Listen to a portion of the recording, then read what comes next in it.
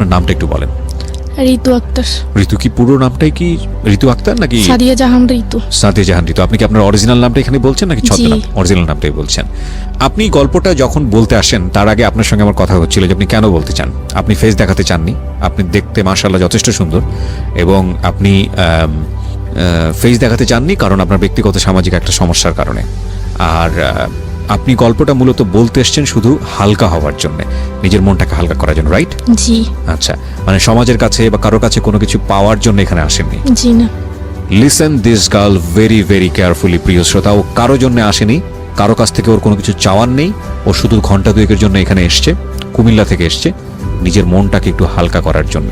ওকে, শুরু করুন ঋতু, আপনার যেখান থেকে বলতে ইচ্ছে করে, যেভাবে বলতে ইচ্ছে করে আমি শুনবো এবং লাখ লাখ শ্রোতাকে শোনাবো। আমরা খুব অধীর আগ্রহে অপেক্ষা করছি। আমার নাম ঋতু, আমি এসেছি কুমিল্লা থেকে। আমার বাড়ি কুমিল্লা লাকসাম, নাঙ্গলকোট থানায়। আমরা 4 ভাই বোন, বড় একটা ভাই আছে দেশের বাইরে থাকে। আমি মেজু, আমার ছোট একটা বোন আছে, তার ছোট আর একটা ভাই আছে। তো ছোটবেলা থেকে আসলে ছোটবেলার গল্পগুলো বলতে চাই না, কারণ ছোটবেলা আমার দিনগুলো অনেক সুখের কাটছে। আমার বাবা মা আমাকে যথেষ্ট, আমাকে না, আমাদের 4 ভাই বোনকে যথেষ্ট আদর স্নেহ ভালোবাসা সব কিছুই দিছে। তো আমি যখন খুব ছোট ছিলাম তখন আমার আগে আমার একটা বোন হয়েছিল, তো বোন মারা গেছিল। তো আমার বাবা খুব মেয়ে পছন্দ করে, সবসময় বলতেন যে আমার যদি 2টা ছেলে না হয়ে আমার যদি 4টা মেয়ে হইতো আমি আরও বেশি সুখে থাকতাম। তো যাই হোক, আমাদের একটা খুবই হ্যাপি ফ্যামিলি ছিল। বাবা কি করতেন? জি, বাবা দেশের বাইরে থাকে। আমি যখন ক্লাস 8-এ উঠি তখন আমার কাছে একটা ফোন ছিল। তো আমার বেশিরভাগ পড়াশোনা হয় আমার নানুর বাড়িতে। মানে কি এরকম যে আপনি জন্মের পর থেকেই বাবাকে দেশের বাইরে দেখেছেন? হ্যাঁ। ওকে। ওইখানে সবার সাথে যোগাযোগ রাখতাম এতটুকুই, কারণ নানুর বাড়িতে ছিলাম। তো উনি বেশি একটা কিছু বুঝতো না, তো সেই জন্য আমার কাছে ফোনটা দেওয়া হয়েছে সবার সাথে কন্ট্যাক্ট করার জন্য। তো একদিন স্কুল থেকে আসছি 4টার সময়, এসে দেখি একটা অপরিচিত ফোন আসছে। অনেকবার ফোন আসছে, তো নাম্বারটা অপরিচিত দেখে আমি আরেকবার মিস কল দিই। ওকে। দেওয়ার পর ওইখান থেকে ব্যাক করার পর আমি সালাম দিই, যেটা বলার দরকার, ভালো টালো কথা জিজ্ঞেস করি। তারপর আমি ওনার নাম জানতে চাইছি, তো উনি ওনার নাম রবিউল বলছে। আমি বললাম যে আপনি কেন ফোন দিচ্ছেন, কোত্থেকে নাম্বার পাইছেন? তো উনি বললো যে দেখেন, হয়তো আল্লাহ আপনার সাথে আমার কথা বলে দিবে, সেজন্য আমি হয়তো আপনার সাথে কথা বলতে পারছি। তো তখন আমি বলছি ঠিক আছে স্যার, ফোন টোন দিবেন না। তো বলে যে আপনার সাথে কথা বলতে কি সমস্যা? আমি বলছি যে হ্যাঁ, আমি অপরিচিত কারোর সাথে কথা বলি না। তারপর ওই দিন রেখে দিছে, রেখে দেওয়ার পর 2-1 দিন পর পরই ফোন আসে। তো ফোন আসার পর ভালো মন্দ জিজ্ঞেস করার পর এতটুকুই, ভালো টালো কি করেন, কি করতেছি, কি খাইছেন, এতটুকুই। ওই সময়টাতে কি লোকটার নাম জিজ্ঞেস করা, কোথায় থাকে, কি করে? হ্যাঁ, অবশ্যই জিজ্ঞেস করছি। ওনার নাম বলছে রবিউল, নামটা ঠিক বলছে। উনি একটা এজেন্সিতে কাজ করতো, ওনার বাড়ি হচ্ছে ডোমবাড়িয়া গ্রামের নাম। জি। তো যাই হোক, ওইখানে কাজ করে। তো একদিন আমাকে বললো যে আপনাকে একটা কথা বলবো, আপনি যদি কিছু মনে না করেন। তো আমি বলছি ঠিক আছে বলেন। বলে যে যদি হ্যাঁ হয় তো হ্যাঁ বলবেন, আর যদি না হয় না বলে দিবেন, কিন্তু রাগ করবেন না। আমি বলছি ঠিক আছে, আমি রাগ করবো না, আপনি বলেন। তো উনি আমাকে বললো যে দেখেন, আপনার কথাগুলো আমার খুব ভালো লাগে, আমি আপনার সাথে আপনার ফ্রেন্ড হতে চাই। ওকে। তো আমি আপনার সাথে ফ্রেন্ড হব, আমাকে একটু চিন্তা ভাবনা করতে হবে। তো বলে যে কতদিন লাগবে? আমি বলছি 6 মাসও লাগতে পারে, 1 বছর লাগতে পারে, আবার 1 মাসও লাগতে পারে। বলে যে না না, এত লং টাইম তো নিতে পারবো না, আমি আপনাকে 1 সপ্তাহ সময় দিলাম। আমি বলছি না। তো উনি আমাকে খুব জোরাজোরি করতেছে। জোরাজোরি করার পর আমি বলছি ঠিক আছে, আমি 1 সপ্তাহ পর, তবে 1 সপ্তাহের মধ্যে আপনি আমাকে আর ফোন কল কোনো কিছু দিতে পারবেন না। তো রেখে দিছে। রেখে দেওয়ার পর 1 সপ্তাহ পর ফোন দিছে। ফোন দেওয়ার পর আমি বলছি যে হ্যাঁ ঠিক আছে, আমি আপনার বন্ধু হতে পারি, তবে 1 শর্তে। তো বললো যে কি শর্ত? আমি বলছি জাস্ট বন্ধুর বাইরে আমি আর কোনো কিছু করতে পারবো না। বলছি ঠিক আছে, করতে হবে না। তো তখন আমি ক্লাস 8-এ উঠি, জানুয়ারি মাসের কথা। তো এভাবেই ওনার সাথে কথা বলি, কথাবার্তা চলতেছে। তো কথাবার্তা চলার মাধ্যমে উনি আমাকে দেখা করার কথা বলছে এর মধ্যে অনেকবার। তো দেখা করার কথা বলছে, আমি আসলে দেখা করতে চাই না ওনাকে। তো 1 বছরের মাথায় উনি আমাকে প্রপোজ করে। প্রপোজটা কিভাবে করলো? ফোনের মাধ্যমে? হ্যাঁ, ফোনের মাধ্যমেই, 1 বছর কোনো দেখা হয়নি। এর মাধ্যমে কি আপনাদের এর আগে বা মানে ফেসবুক বা অনলাইনে কোথাও? না, তখন তো আমি ফেসবুক এমনিতে নর্মাল একটা ফোন ইউজ করতাম। এছাড়া কোনো কিছু ছিল না? শুধু আপনাকে দেখিনি? না, দেখি আপনাকে প্রপোজ করে ফেলেছে? হ্যাঁ, প্রপোজ করে ফেলছে। 1 বছর কথা বলার পর প্রপোজ করে ফেলছে। তো আমি বলছি ঠিক আছে, আপনি আমাকে। বয়সটা জানা ছিল? লাইক আপনি তখন ক্লাস 8-এ পড়েন, ওর বয়স কত ছিল? ওনার বয়স তখন 24 বছর ছিল। তো আপনি তখন খুব বেশি হলে 13 থেকে 14 বছর বয়স, তো 10 বছরের ডিফারেন্স। তখন আমার ওনার বয়সটা ভালো লাগতো, ভয়েসটা ভালো লাগতো, মানে হ্যাঁ, ফোনে তো কথা আমি বলা। ওনাকে দেখিনি। আচ্ছা, তাও কি আর ওনাকে দেখি না, জাস্ট ওনার সাথে কথা বলতে আমার ভালো লাগতো। আচ্ছা। তো এসের জন্য কথা বলতাম। তো কথা বলার পর উনি আমাকে প্রপোজ করলো, বলে যে আপনার সাথে আপনার মানে কথা অনেক চিন্তা ভাবনা করলাম, আপনার মতো এরকম একজনকে খুঁজছি, বা আপনাকে আমার খুব ভালো লাগে, আপনাকে যদি আমার জীবনসঙ্গী হিসেবে পাইতাম তাহলে অনেক ভালো হইতো। আমি বলছি আপনি কি আমার দেখেন নাই? দেখেন আমি তো দেখতেও সুন্দর না, আপনি আর আপনি যেভাবে চাচ্ছেন আমি তো ওরকম না। বলে যে না, যার কথা সুন্দর। এখানে আমি জানি না, আমি নিজের একটা ঘটনা ছোট্ট করে একটু শেয়ার করব। Sorry for this interruption, but this is very important. এই যে না দেখে যেই আকর্ষণটা জন্ম হয় একজন আরেকজনের প্রতি, ভুলেও ভাববেন না যেটার শক্তি নেই। এটা ভয়াবহতম শক্তিশালী আকর্ষণ, ভয়াবহ, মানে আনথিঙ্কেবল। এটা আমার ব্যক্তি জীবনে একবার হয়েছিল। আমি তখন একবার ইনিশিয়ালি, আজ থেকে 12 বছর বা 11 বছর আগের কথা। যিনি হয়তোবা রেডিওটা শুনছেন উনি, আমি জানি না, কারণ তাকে আমি আজ পর্যন্ত চোখে দেখিনি। এবং আমি নিজে জানি যেটা কত ভয়াবহতম হতে পারে। আমার মনে আছে, আমি ঘটনাটা খুব ছোট করে বলি, নামটা পর্যন্ত আমার মনে আছে। আমি নামটা বলবো না, কারণ নামটা বললে নামের সাথে হয়তো অনেকেরই নাম মিলে যাবে, হয়তো সেটা ভালো হবে না তার জন্য। এই মেয়েটি, আমি তখন ইউনিভার্সিটির অনার্স কমপ্লিট করে ফেলেছি, মাস্টার্সে পড়ছি, এরকম একটা সময়ের ঘটনা। হঠাৎ করে নাম্বারে একটা ফোন আসলো এবং কথোপকথন শুরু করলাম। এমন হলো যে ঘন্টায় ঘন্টা তার সঙ্গে আমার কথা বলতে হচ্ছে, এবং আমি কোনোভাবে মাথা থেকে বের করতে পারছি না। 2 দিনের মাথায় গিয়ে আমি ফুললি যেটা দেখলাম যে আমি প্রচণ্ড রকমভাবে অ্যাডিক্ট হয়ে গেছি তার ভয়েসের প্রতি। মানে আমি তার ভয়েসের ফ্যান ছিলাম। এবং সে এরকম বললো যে, আমি তখন মহসিন হলে থাকতাম, এবং সে বললো যে সে শামসুন্নাহার হলে থাকে। ইনফ্যাক্ট আমার মহসিন হল থেকে শামসুন্নাহার হলের দূরত্ব খুব বেশি না। আমি হঠাৎ করে একদিন, মানে আমি তখন রেডিও টুডেতে একটা অনুষ্ঠান করি, পোস্ট বক্স 9032, এবং ওই অনুষ্ঠানটা করার পরপরই আমি চিন্তা করলাম I need to meet her. এবং আমি হলের সামনে গেলাম, গিয়ে আমি তাকে বললাম যে আপনাকে আমার সামনে আসতে হবে, আইদার আপনি আসবেন অথবা আমি কানেকশন এখনই অফ করে দিব। আমি ঠিক জানি না মানে আমি সেই কাজটা কি করেছিলাম, বাট আমার মনে আছে সে আসেনি আমার সামনে। সো আদৌ শামসুন্নাহার হলে ছিল বা অন্য কোথাও ছিল আমি জানি না। এবং আমি যেটা করেছিলাম যে সিমটা বের করে আমি ভেঙে ফেলেছিলাম সিমটা, এবং ওই সিমটা আমি আর পরবর্তীতে কখনো তুলিনি, আর কোনো ইউজ করিনি। সো ওই 2 দিনের রেজাল্ট দিয়ে আমি যেটা বুঝতে পারি যে এটা ভয়াবহতম আকর্ষণ তৈরি হয়। এবং এই ভয়েস দিয়ে যখন একটা মানুষের অবয়ব বা মূর্তি আমরা মনের মধ্যে তৈরি করি, সেটা সবচাইতে নিজের জায়গা থেকে সবচাইতে সুন্দর মানুষের যে অবয়বটা সেটা ভিতরে তৈরি করি, এবং এটা দুর্ধর্ষতম আকর্ষণ। এটা না জেনে এইদিকে পা বাড়ানো, এটা ভয়াবহ রকমের ভুল আমি বলবো। যাই হোক, আপনার ক্ষেত্রে আপনি না দেখেই ও আপনাকে প্রপোজ করেছে, আপনি কি করলেন? তখন আমি বলছি যে আপনার সাথে তো আমার প্রথমে কথা হয়েছে যে ফ্রেন্ড হিসেবে আমরা সারা জীবন থাকবো, কিন্তু তার বাইরে আমি কোনো কিছু করতে পারবো না। তো বলে যে হ্যাঁ দেখেন, আমি আপনার প্রতি খুবই দুর্বল হয়ে গেছি, আসলে আপনাকে সবসময় ভাবি, সেজন্য আসলে ফ্রেন্ড থেকে যদি আরেকটু সম্পর্কটা আরেকটু গভীরে যায় তাহলে আপনার জন্য ভালো হয়, আমার জন্য ভালো হয়। তখন আমি বলছি যে আমি আপনাকে দেখিনি, বাট আপনিও আমাকে দেখেন নাই, তো এখানে আসলে সম্পর্কটা কখনই হতে পারে না। তো আমি কথা বলে ফোনটা রেখে আমি ফোনটা অফ করে ফেলছি। একটানা 10 দিন আমি ফোন অফ রাখছি। ফোন অফ রাখার 10 দিন পর আমি যখন ফোনটা অফেন করছি, ফোনটা অফেন করার সাথে সাথেই ওনার ফোন।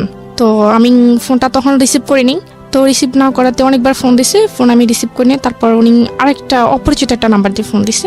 তো আমি অপরিচিত নাম্বারটা যখন চিনি না, তখন ভাবলাম যে আমার হয়তো আত্মীয় স্বজন হইতে পারে। তো আমি ফোনটা রিসিভ করি। রিসিভ করার পর উনি আমাকে বলে যে আপনি আমাকে মানে আমার ফোনটা রিসিভ করছেন না, আপনি ফোন বন্ধ রাখছেন কেন, কি সমস্যা আপনার যদি ভালো না লাগে আপনি আমাকে না বলে দেন।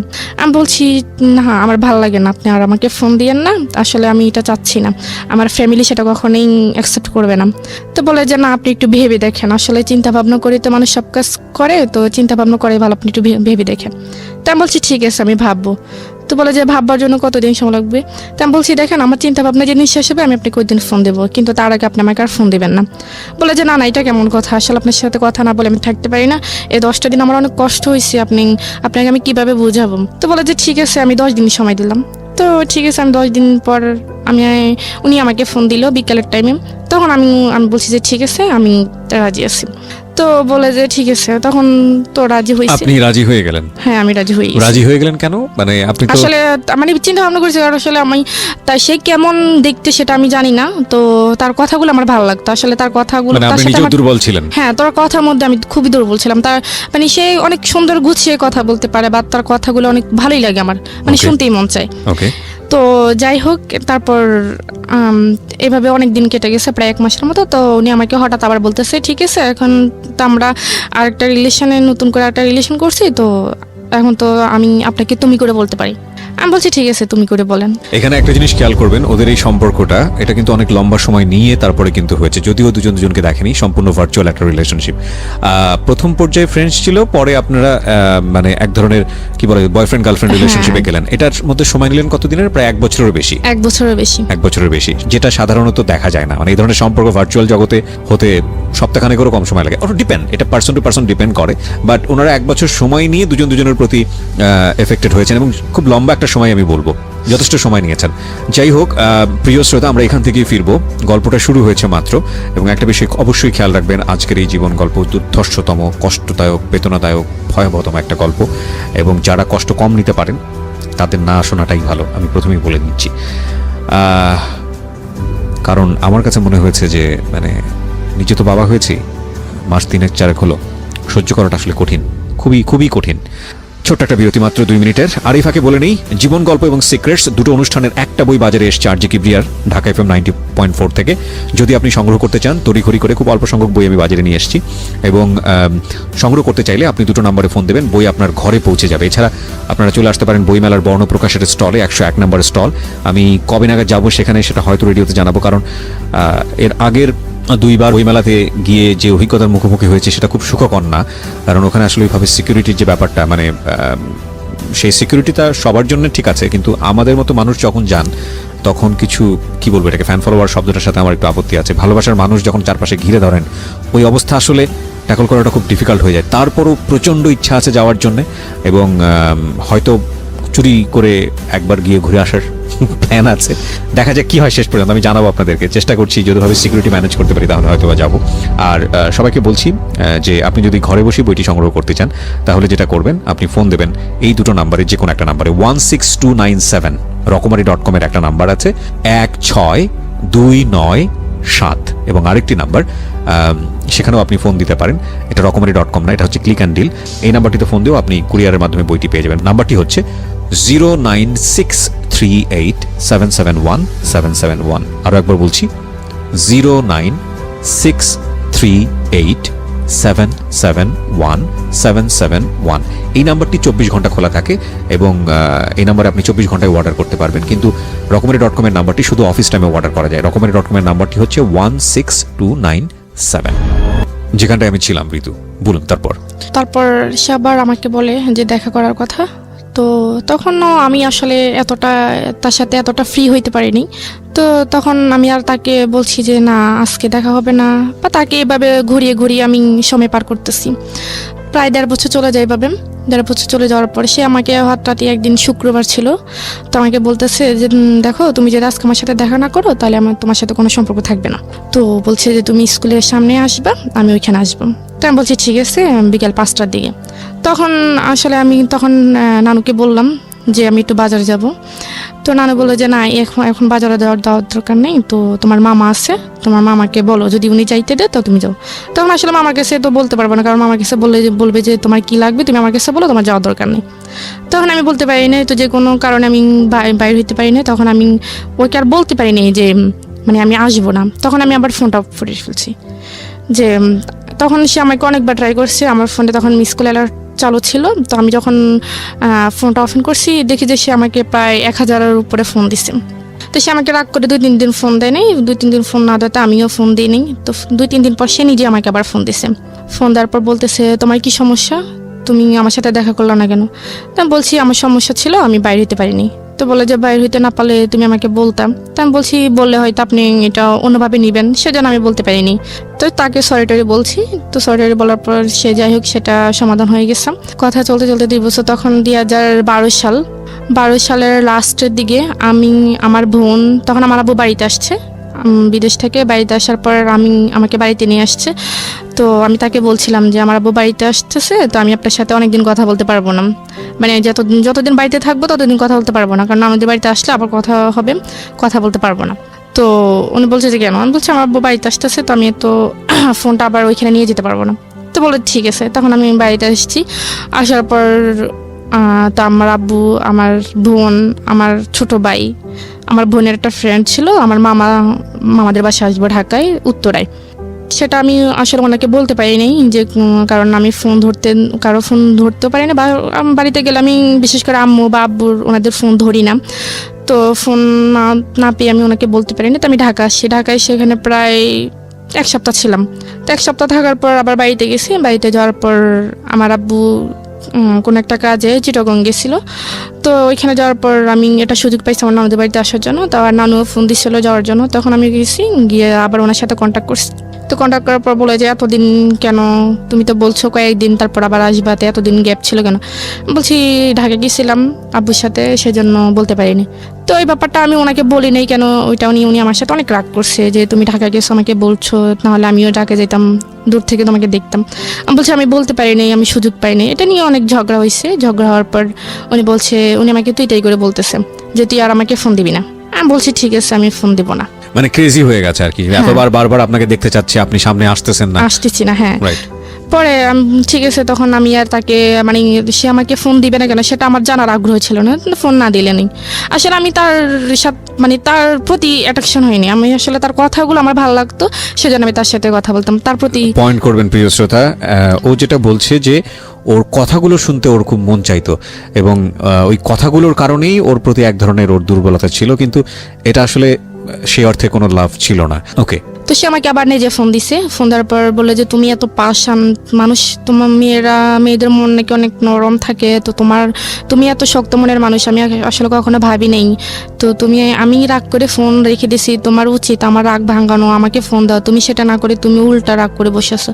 তখন ওনার কথাগুলো আমি আসলে এতটা কেয়ার করতাম না, যেটা বলতে এটা শুনতাম। 2012 সালের প্রায় মাঝামাঝি আমি আবার ঢাকা আসি। আমার মামারা সবাই মিলে কক্সবাজার যাবে, তো আমি ঢাকা আসি আবার। তো আমি ওনার কাছে বলছি যে আমি কক্সবাজার যাব, আমরা সবাই মিলে কক্সবাজার যাবো, ওইখানে অনেকদিন থাকবো, আপনার সাথে আমার কথা হবে না। তো বলে যে আমার যদি ছুটি থাকতো তাহলে তো আমিও যেতে পারতাম। তো বলে যে ঠিক আছে, তোমরা যেদিন যাবে তার একদিন আমাকে ফোন দিও। তো আমরা যেদিন যাবো তার একদিন ওনাকে ফোন দিছি, তো উনি যেতে পারবেন, উনি ছুটি নিতে পারেনি। তো আমরা চলে গেছি, ওইখানে প্রায় 15 দিনের মতো ছিলাম। পুরো দিন থেকে আবার যখন কক্সবাজার গেছি তখন আমার মামারও সাথে ছিল, তো মামার এক বন্ধু ছিল, তো সাথে ছিল, তো উনি আবার ওইখানে গেছে। তো আমরা ওইখানে অনেক আনন্দ করলাম, সবাই মিলে একসাথে ছিলাম, আড্ডা দিলাম। তো ওই ছেলে আবার আমাদের সাথে ছিল। তো আমি আবার ঢাকায় কক্সবাজার থেকে যখন ঢাকায় ব্যাক করি, তখন ওই ছেলে আমার আরেকটা মামাতো ভাই ছিল, ওর নাম হচ্ছে রাফি।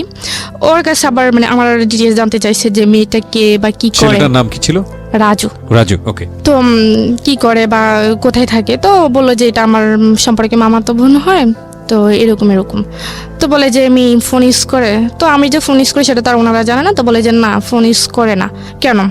তো বলে যে না, এমনিতেই। তখন আমার মামা যখন বাড়িতে আসে শীতের সময়, তখন ওই ছেলে আবার আমার মামাদের সাথে আমাদের বাড়িতে আসছে। তো আমাদেরকে দাওয়াত করায় ওই ছেলেও আসছে আমাদের বাড়িতে।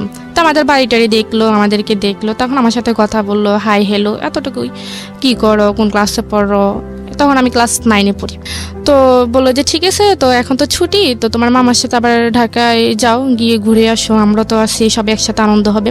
তো আমি বলছি দেখি যদি আম্মু দেয় তাহলে। তো উনি আমার মামাকে বলার পর আমার মামা আমার আম্মুকে বললো। তো গেলাম, গিয়ে ওইখানে প্রায় 20-25 দিন ছিলাম। এর মধ্যে ওর সাথে আর আমার কোনো যোগাযোগ হয় নাই। রবিউলের সাথে? হ্যাঁ, রবিউলের সাথে আমার আর কোনো যোগাযোগ হয়নি। না, ফোন তো না আমাদের বাড়িতে, আমি আর ওইখানে যেতে পারি না, ওনাকে কখনো কোনো মেসেজ বা ফোন দিতে পারিনি। তো আমি আবার চলে গেছি। তো কথাবার্তা বলে আমাকে বলে যে তুমি ফোন ইউজ করো না। আমি বলছি না, আমি ফোন ইউজ করি না, আসলে বাসা থেকে সেটা কেউ দিবে না। তো বলে যে আমি তোমাকে যদি একটা ফোন কিনে দিই তুমি নিবে? আমি বলছি কেন, আপনার ফোন আমি নিব কেন, আর আপনি আমার কি হন? রাজু এটা বলতেছে? হ্যাঁ, রাজু এটা বলতেছে। বলে যে না, নেও, মাঝে মাঝে তোমার সাথে কথাবার্তা বলবো। এখানে বিষয়টা গুলিয়ে ফেলবেন না, রাজু এবং রবিউল, রাজুটা হচ্ছে ওর আত্মীয় সম্পর্কের একজন, আর রবিউলটা হলো যে ছেলেটার সঙ্গে প্রথম দিকে ভার্চুয়ালি মানে ফোনের মাধ্যমে কমিউনিকেট, কিন্তু এখনো দেখা হয়নি। ওদের মধ্যে এক ধরনের সম্পর্ক রয়েছে, বয়ফ্রেন্ড গার্লফ্রেন্ড বলা যেতে পারে, বাট ঠিক সে অর্থে ম্যাচিউর টাইপের রিলেশনশিপ না, অন্তত এই মেয়েটার সাইড থেকে না। ওকে, ঠিক আছে, বলুন তারপর। তো রাজু আমাকে যখন আমি চলে আসবো তখন রাজু আমার মামা আর ওই মামাতো ভাইটা আমাকে বাস পর্যন্ত বাস উঠেছে, কারণ মামা আমার সাথে আসছে আর মামার সাথে ওনারা আসছে আমাদেরকে এগিয়ে দেওয়ার জন্য। তো আসছে রাজু এখানে, মানে আমি চলে যাচ্ছি, মানে এটা দেখো কান্নাকাটি করতে আসছে। কান্নাকাটি করার পর আমি আসলে ব্যাপারটা দেখছি, তারপরও বুঝতে পারলো না, বোঝার মতো করেছিলাম। তো আমি যখন চলে গেছি তখন ও আমার যে জামা কাপড় নেওয়ার একটা ব্যাগ ছিল, ওই ব্যাগের মধ্যে ওই একটা ফোন কিনে রেখে দিয়েছে, সেটা আমি জানি না। তো না জানার পর আমি বাড়িতে গেছি, সোজা আমার নানুদের বাড়িতে গেছি। নানুদের বাড়িতে যাওয়ার পর জামা কাপড় যখন ওইটা থেকে বের করেছি তখন দেখছি একটা মোবাইলের বক্স। তো আমার কাছে আশ্চর্য লাগতেছে, মোবাইলের বক্স এটা কে দিল?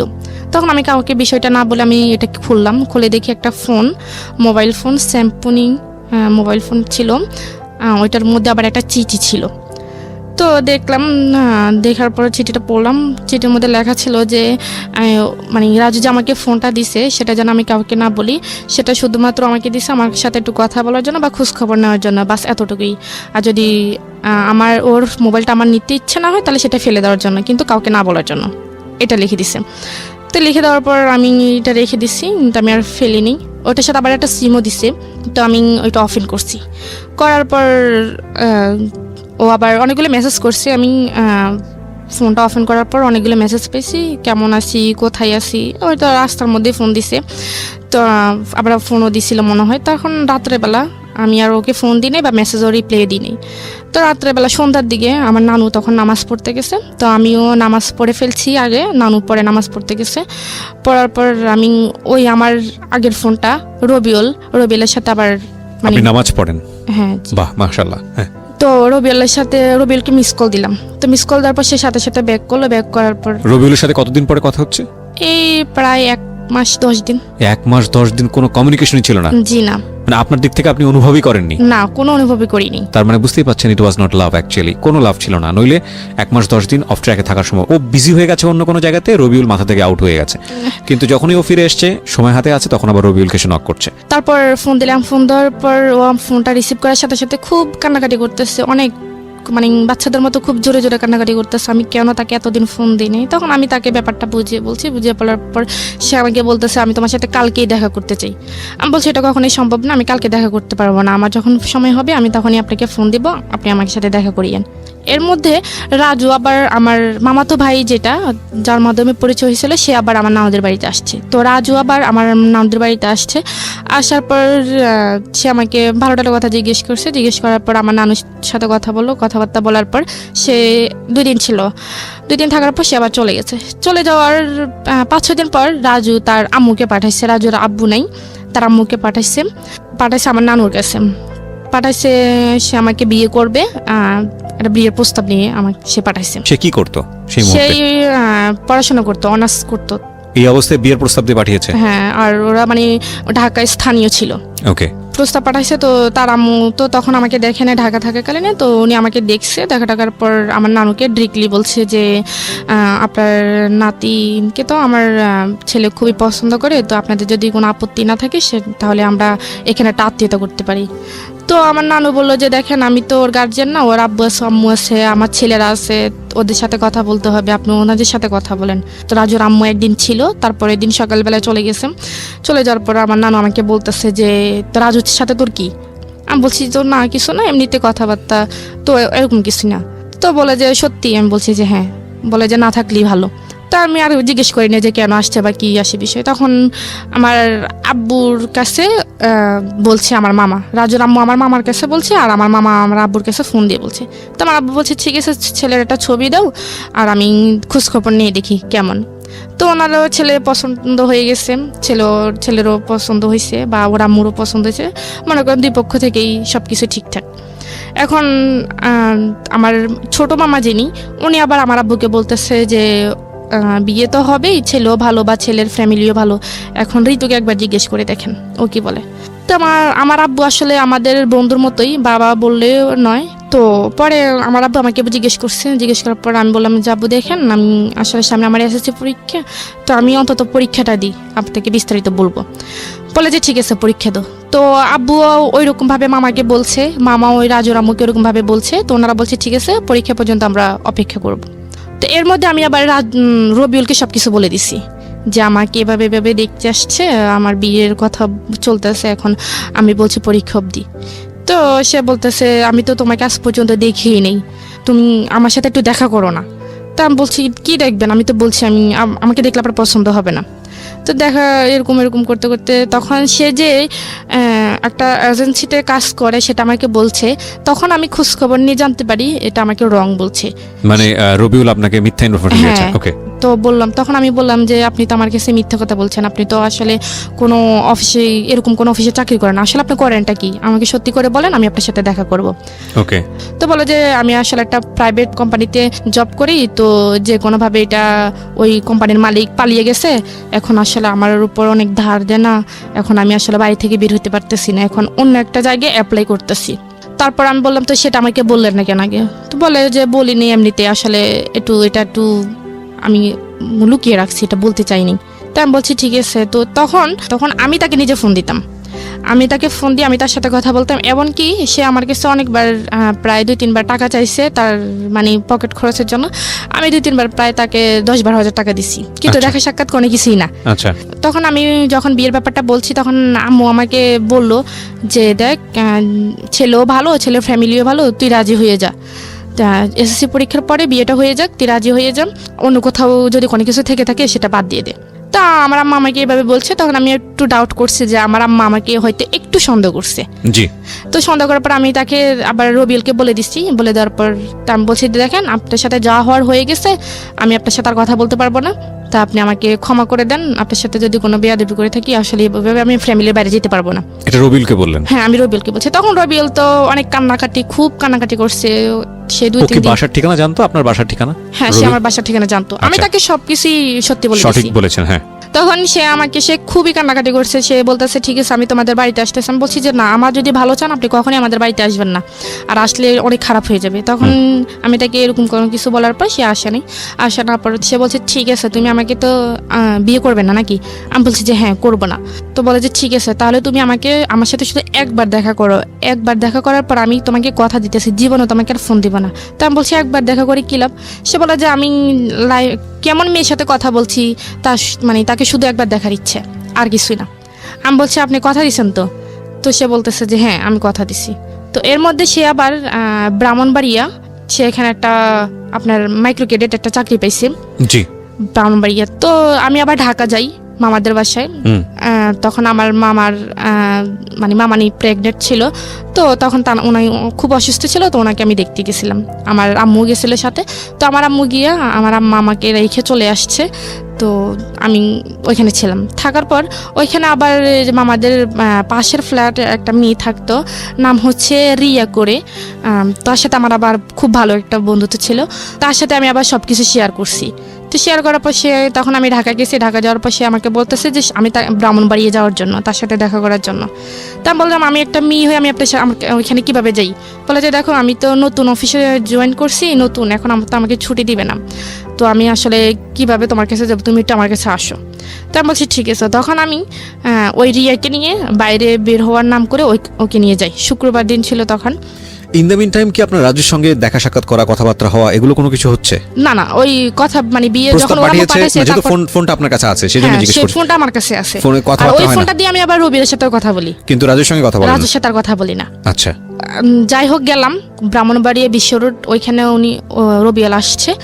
আসার পর আমরা গেলাম, যাওয়ার পর সে আমাকে ফোন দিছে। তো আমি বোরকা পরে জানি, আমি এমনিতেই নর্মাল ভাবে গেছি। তো আসলে আমি ওই কথাটা কখনোই ভুলবো না। ওনাকে দেখে আসলে আমার মাথা ঘুরতেছে, এরকম একটা অবস্থা যে আমি আসলে যেটা ভাবছি, যেটা কল্পনা করছি, এটা সম্পূর্ণ বাইরে। সে মনে করেন তখন খুবই হ্যাংলা ছিল, অনেক কালো ছিল। তো আমি ভাবলাম আর বাবা এটা কি, এটা তো এখন আমার ফ্যামিলি কখনো কোনোভাবে মেনে নেবে না। অডিওর সাথে ভিডিওর মারাত্মক পার্থক্য, এটা কি বলে? এবং এটাই হয় আসলে ভোকাল শুনে ইমাজিন যেটা হয় সেটা বাস্তবে যখন মুখোমুখি হয় সেটা আসলে অনেক বেশি, এবং এটা আরজিদের ক্ষেত্রে আরও বেশি হয়, টু বি অনেস্ট। অবশ্যই এখনকার যুগটা অন্যরকম, কারণ এখন ফেসবুকের যুগ, এখন সব আরজিদেরকে দেখা যায়। আমরা যখন শুরু করেছি তখন দেখা যেত না, তখন এক একজনের ইমাজিনেশন ছিল যে নিশ্চয়ই আমার আরজি, আমি যাকে পছন্দ করি সে দেখতে শাহরুখ খানের মতো হবে, সালমান খানের মতো হবে, এবং তারপরে যখন ফেস টু ফেস হতো সেই দৃশ্য নাই বা বলি। যাই হোক, নিজের জীবনেরও বেশ কয়েকটা অভিজ্ঞতা আছে আর কি, যে জন্যই বললাম। হ্যাঁ, তারপর তার সাথে আমি দীর্ঘ 3 বছর পর দেখা করি ওই দিন। তো 3 বছর পর ওই দিন ফার্স্ট দেখা। তো আমি আবার যখন আমি তার সাথে দেখা করতে যাচ্ছি, মানে গাড়িতে উঠতেছি, তখন আমি আবার তাকে বলছি যে দেখেন, আপনি আমাকে কথা দিয়েছেন আপনি আমার সাথে শুধু একবারই দেখা করবেন, এখন আপনি যেরকমই হন আমি আপনার সাথে দ্বিতীয়বার কথা বলবো না। সে বলছে ঠিক আছে, তুমি নিশ্চিন্তে থাকো, আমি তোমাকে কখনোই বিরক্ত করবো না। তো যাই হোক, সে আমাকে দেখলো, আমিও তাকে দেখলাম। দেখার পর ওইখানে একটা রেস্টুরেন্টে গেলাম। ওই দিন আমি সারাদিন মানে তার সাথে দেখা করবে একটু আনইজি ফিল করতেছি, আসলে আমি সারাদিন খাই নাই। তো না খাওয়াতে আমার খুব খিদে লাগছে, কিন্তু তাকে দেখার পর আমার খিদে চলে গেছে। ওকে, তাকে দেখার পর আমার খুব খিদে চলে গেছে, যে মানে যখন গাড়িতে আসতেছে তখন ভাবতেছি যে ওনার সাথে দেখা করলে একসাথে হয়তো দুপুরে লাঞ্চ হবে বা সকালে নাস্তা দুটি একসাথে হবে, কিন্তু তাকে দেখার পর আমার খিদেটা চলে গেছে। আমি কি খাবো, তখন সে আমাকে একটা রেস্টুরেন্টে নিয়ে গেছিল, ওইটার নাম ছিল ঝুমুর, বিশ্বর ব্রাহ্মণবাড়ি একটা শহরে, ওইখানে নিয়ে গেছিল। তো শুক্রবার যেহেতু ছিল, উনিও হয়তো খাওয়া দাওয়া করে আসে না, তো উনি খাইছে, আমাকেও দিছে, আমি খাইনি, আমি বসেছিলাম। তো আমি ওইখান থেকে খুবই বিরক্ত ফিল করতেছি যে আমি কখন যাবো এখান থেকে। রাইট, এবং আমরা এখান থেকেই ফিরবো।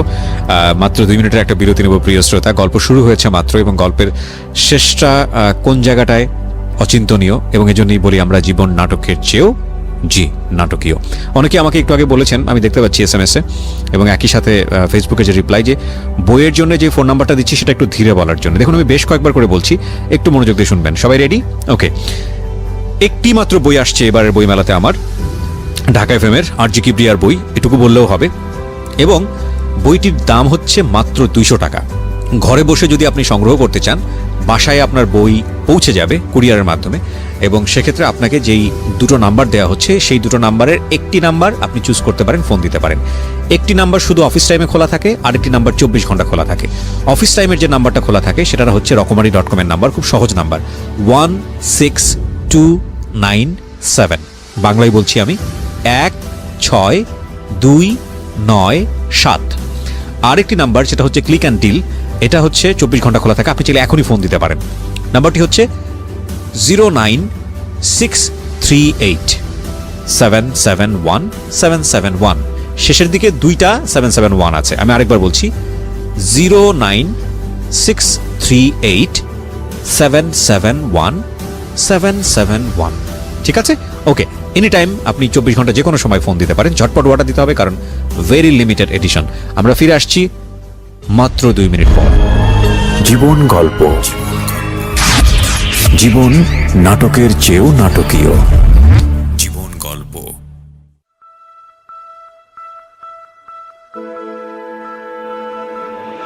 লাভ,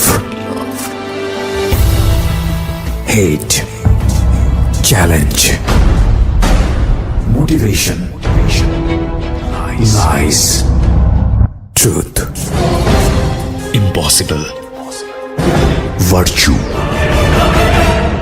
morality, something beyond entertainment. Welcome to my stage of reality. Stay tuned. Sunday and Wednesday with me RJ Kibriya, only on Dhaka FM 90.4. জীবন গল্প, জীবন নাটকের চেয়েও নাটকীয়। জীবন গল্প। স্বাগত আরো একবার প্রিয় শ্রোতা, শুনছেন ঢাকা FM 90.4। আমি আরজি কিবরিয়া আপনার সাথে আছি, এবং ঋতুর জীবনের গল্প নিয়ে কথা না বাড়িয়ে ঋতুর কাছে আমি আবারও ফিরছি। ঋতু, তারপর কি হলো? তো খাওয়া দাওয়া শেষ হলো, শেষ হওয়ার পর তখন আমরা আবার যখন বাস স্ট্যান্ডে যাইতেছি, মানে সে আমাকে বাসে তুলে দিবে, তখন সে আমাকে জিজ্ঞেস করতেছে যে তোমাকে আমার পছন্দ হয়েছে, আমাকে তোমার পছন্দ হয়েছে কিনা। তখন তো আমি বলছি ঠিক আছে, আপনি তো আমাকে বলছেন যে আপনি আমার সাথে আর কখনোই দেখা করবেন না বা কথা বলবেন না, এটা কেমন কথা? এটা এখন তো আপনি আমার মানে কথার সাথে কাজের কোনো মিল নেই, এটা তো কখনোই সম্ভব না। আমি আপনাকে বিশেষ করে আপনার সাথে দেখা করতে আসছি, আর আপনি এখন এটা কি বলতেছেন? বলে যে না দেখো, আমি বলে ফেলছি, এটা তোমাকে শুধু তোমাকে দেখার জন্য বলছি, আমি মন থেকে এটা বলিনি। আমি বলছি ঠিক আছে, আমি আগে বাসায় যাই, আমি অনেক টায়ার্ড, আমি খুবই ক্লান্ত, অনেক জার্নি হয়েছে, আমি বাসায় যাই। তো আমার ফোনে চার্জ ছিল না, তো আমি যখন গাড়িতে উঠি তখন আমার ফোনে মানে মোবাইলটা বন্ধ হয়ে গেছে। তো আমি বাসায় গেছি, বাসায় গিয়ে গোসল করলাম, গোসল টোসল করে বা ফ্রেশ হয়ে খাওয়া দাওয়া করে বাসায় গিয়ে মোবাইলটা চার্জে দিয়েছি, বন্ধ রেখে চার্জে দিয়েছি, আমি মোবাইলটা আর খুলিনি। তো অনেকক্ষণ সময় হয়েছে, যখন বাসায় আস্তে আস্তে 6টা বাজছে, তো আমি ওনার সাথে আমি ফোনটা অফেন করি 8টার সময়। তো ফোনটা অফেন করার সাথে সাথে উনি আমাকে ফোন দিচ্ছে, তো বলতেছে এই তুমি আমাকে কেন এতক্ষণ ফোন দেওয়া নেই, মোবাইল বন্ধ ছিল কেন?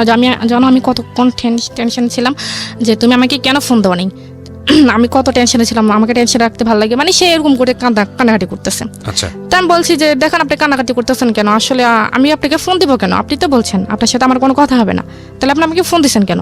আপনি আমাকে দয়া করে আর ফোন দিয়েন না, আমি আপনার কথার উপর বিশেষ করে আপনার সাথে দেখা করছি, সেজন্য এটা না যে আপনার সাথে আবার কথা বলতে হবে।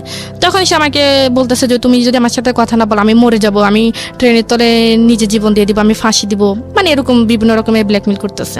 তো করার পর আমি ফোনটা রেখে দিচ্ছি। তখন ওনার সাথে আমার মানে কথাই বলতে ভালো লাগতেছে না, যে কি কথা বলবো আসলে। তখন মনে হইতেছে যে একটা মানুষকে যদি মনে দেখে ভালো না লাগে তখন তার সাথে কথা বলাটা আসলে ভালো লাগতো। তখন ওনার কথাগুলো তখন আর আমার কাছে ভালো লাগতো না, কিন্তু দেখা করার আগে ওনার কথাগুলো আমার খুব ভালো লাগতো, কিন্তু তখন আর দেখা করার পর মানে কথাগুলি ভালো লাগতো না। তখন আমি রেখে দিছি, রেখে দেওয়ার পর উনি আমাকে বারবার ফোন দেয়, আমি ফোন রিসিভ করে না। তারপর আমি নাম্বারটা ব্ল্যাক লিস্টে রাখিয়ে দিছি।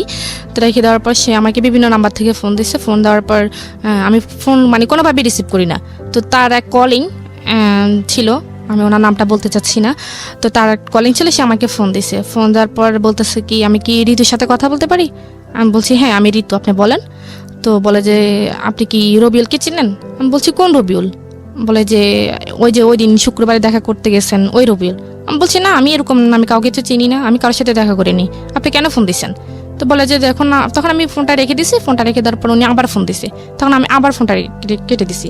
তো বারবার ফোন দিতেছে, তখন আমি বলছি যে আপনার সমস্যাটা কি, আপনি আমাকে বারবার ফোন দিয়ে ডিস্টার্ব করতেছেন কেন? আমি তো বলছি আমি রবিউল নামে কাউকে চিনি না, আপনি হয়তো ভুল নাম্বারে ডায়াল করছেন। তো বলতেছে যে দেখুন আপু, আপনার সাথে আমি একটু 2 মিনিট কথা বলবো, আমাকে প্লিজ 2 মিনিট সময় দেন। তা আমি বলছি ঠিক আছে 2 মিনিট, তার বেশি না। বলে যে দেখেন রবিউল কিন্তু অনেকগুলো ঘুমের ওষুধ খেয়ে ফেলছে, আর ওর অবস্থা খুবই খারাপ, ও এখন কি জানি স্যালাইনে আসছে, ডাক্তার আসছে স্যালাইন ট্যালাইন দিছে, ও আজকে 2-3 দিন খাওয়া দাওয়া সব বন্ধ করে দিছে।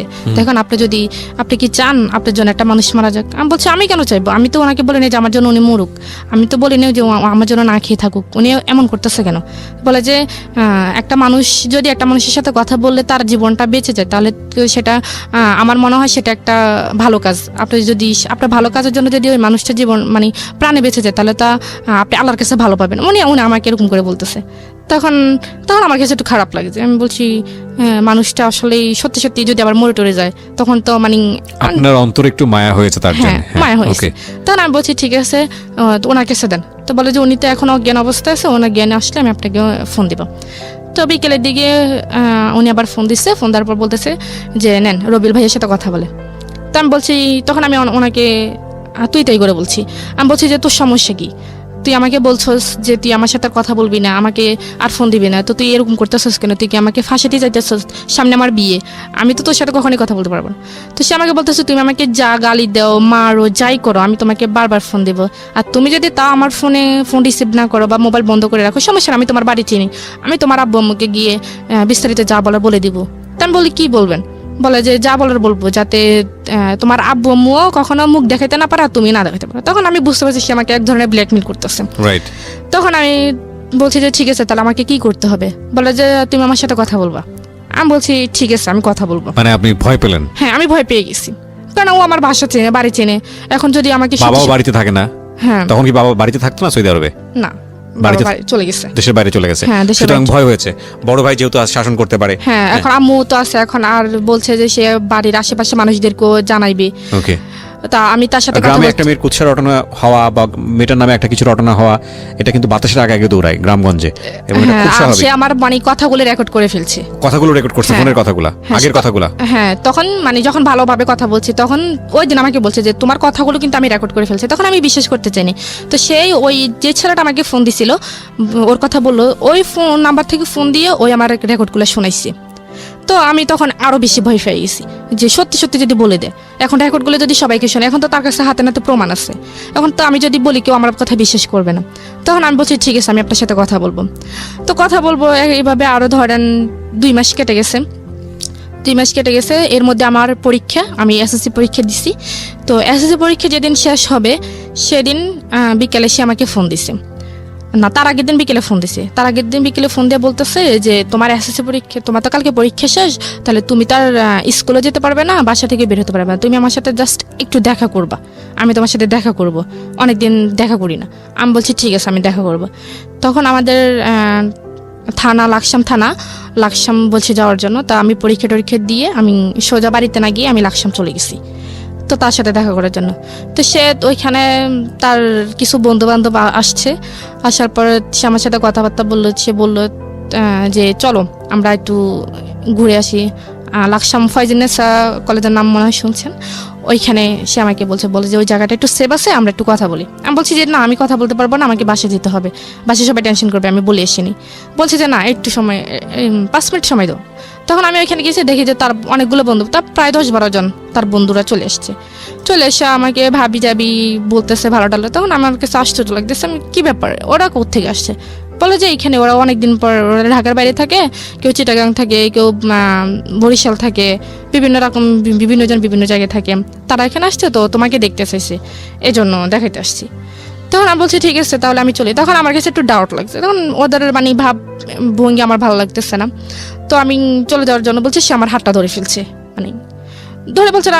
তখন আমি রাগ করে ফেলছি, যা আপনি সমস্যা কি, আপনি আমার হাত ধরছেন কেন, আপনি আমার হাত ছাড়েন।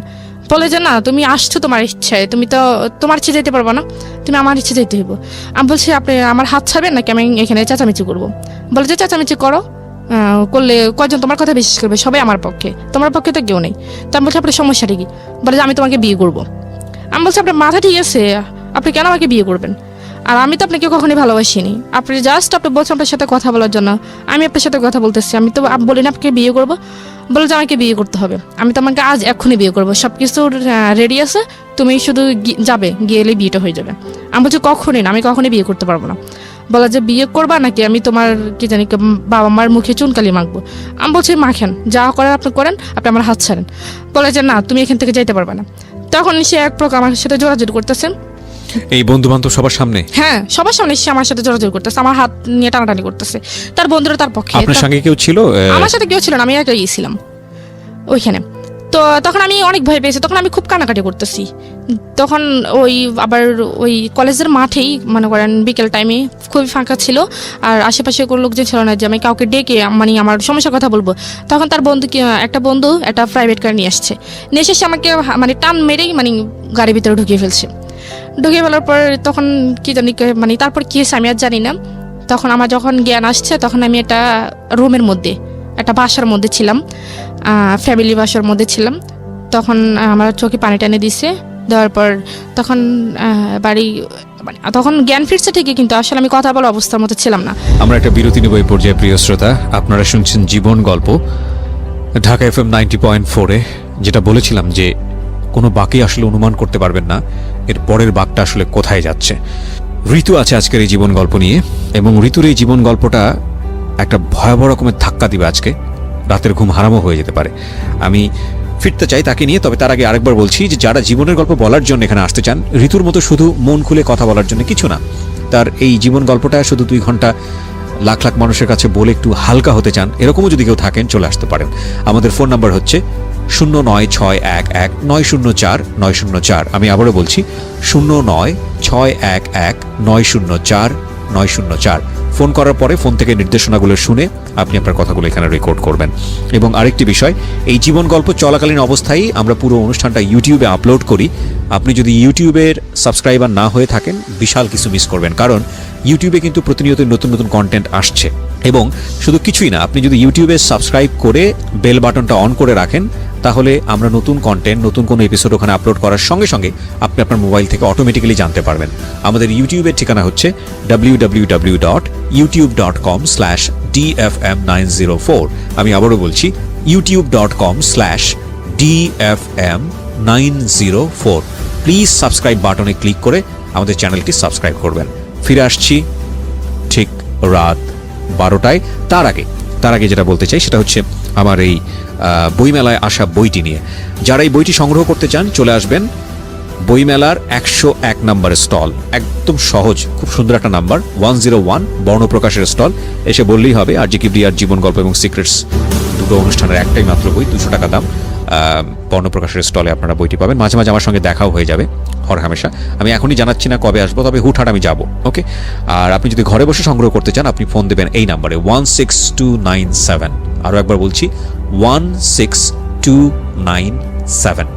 আরেকটি নাম্বার রয়েছে, সেটি 24 ঘন্টা খোলা থাকে, 09638771771। আরও একবার বলছি, 09638771771। ফিরছি ঠিক রাত 12টায়। জীবন গল্প, জীবন নাটকের চেয়েও নাটকীয়। জীবন গল্প।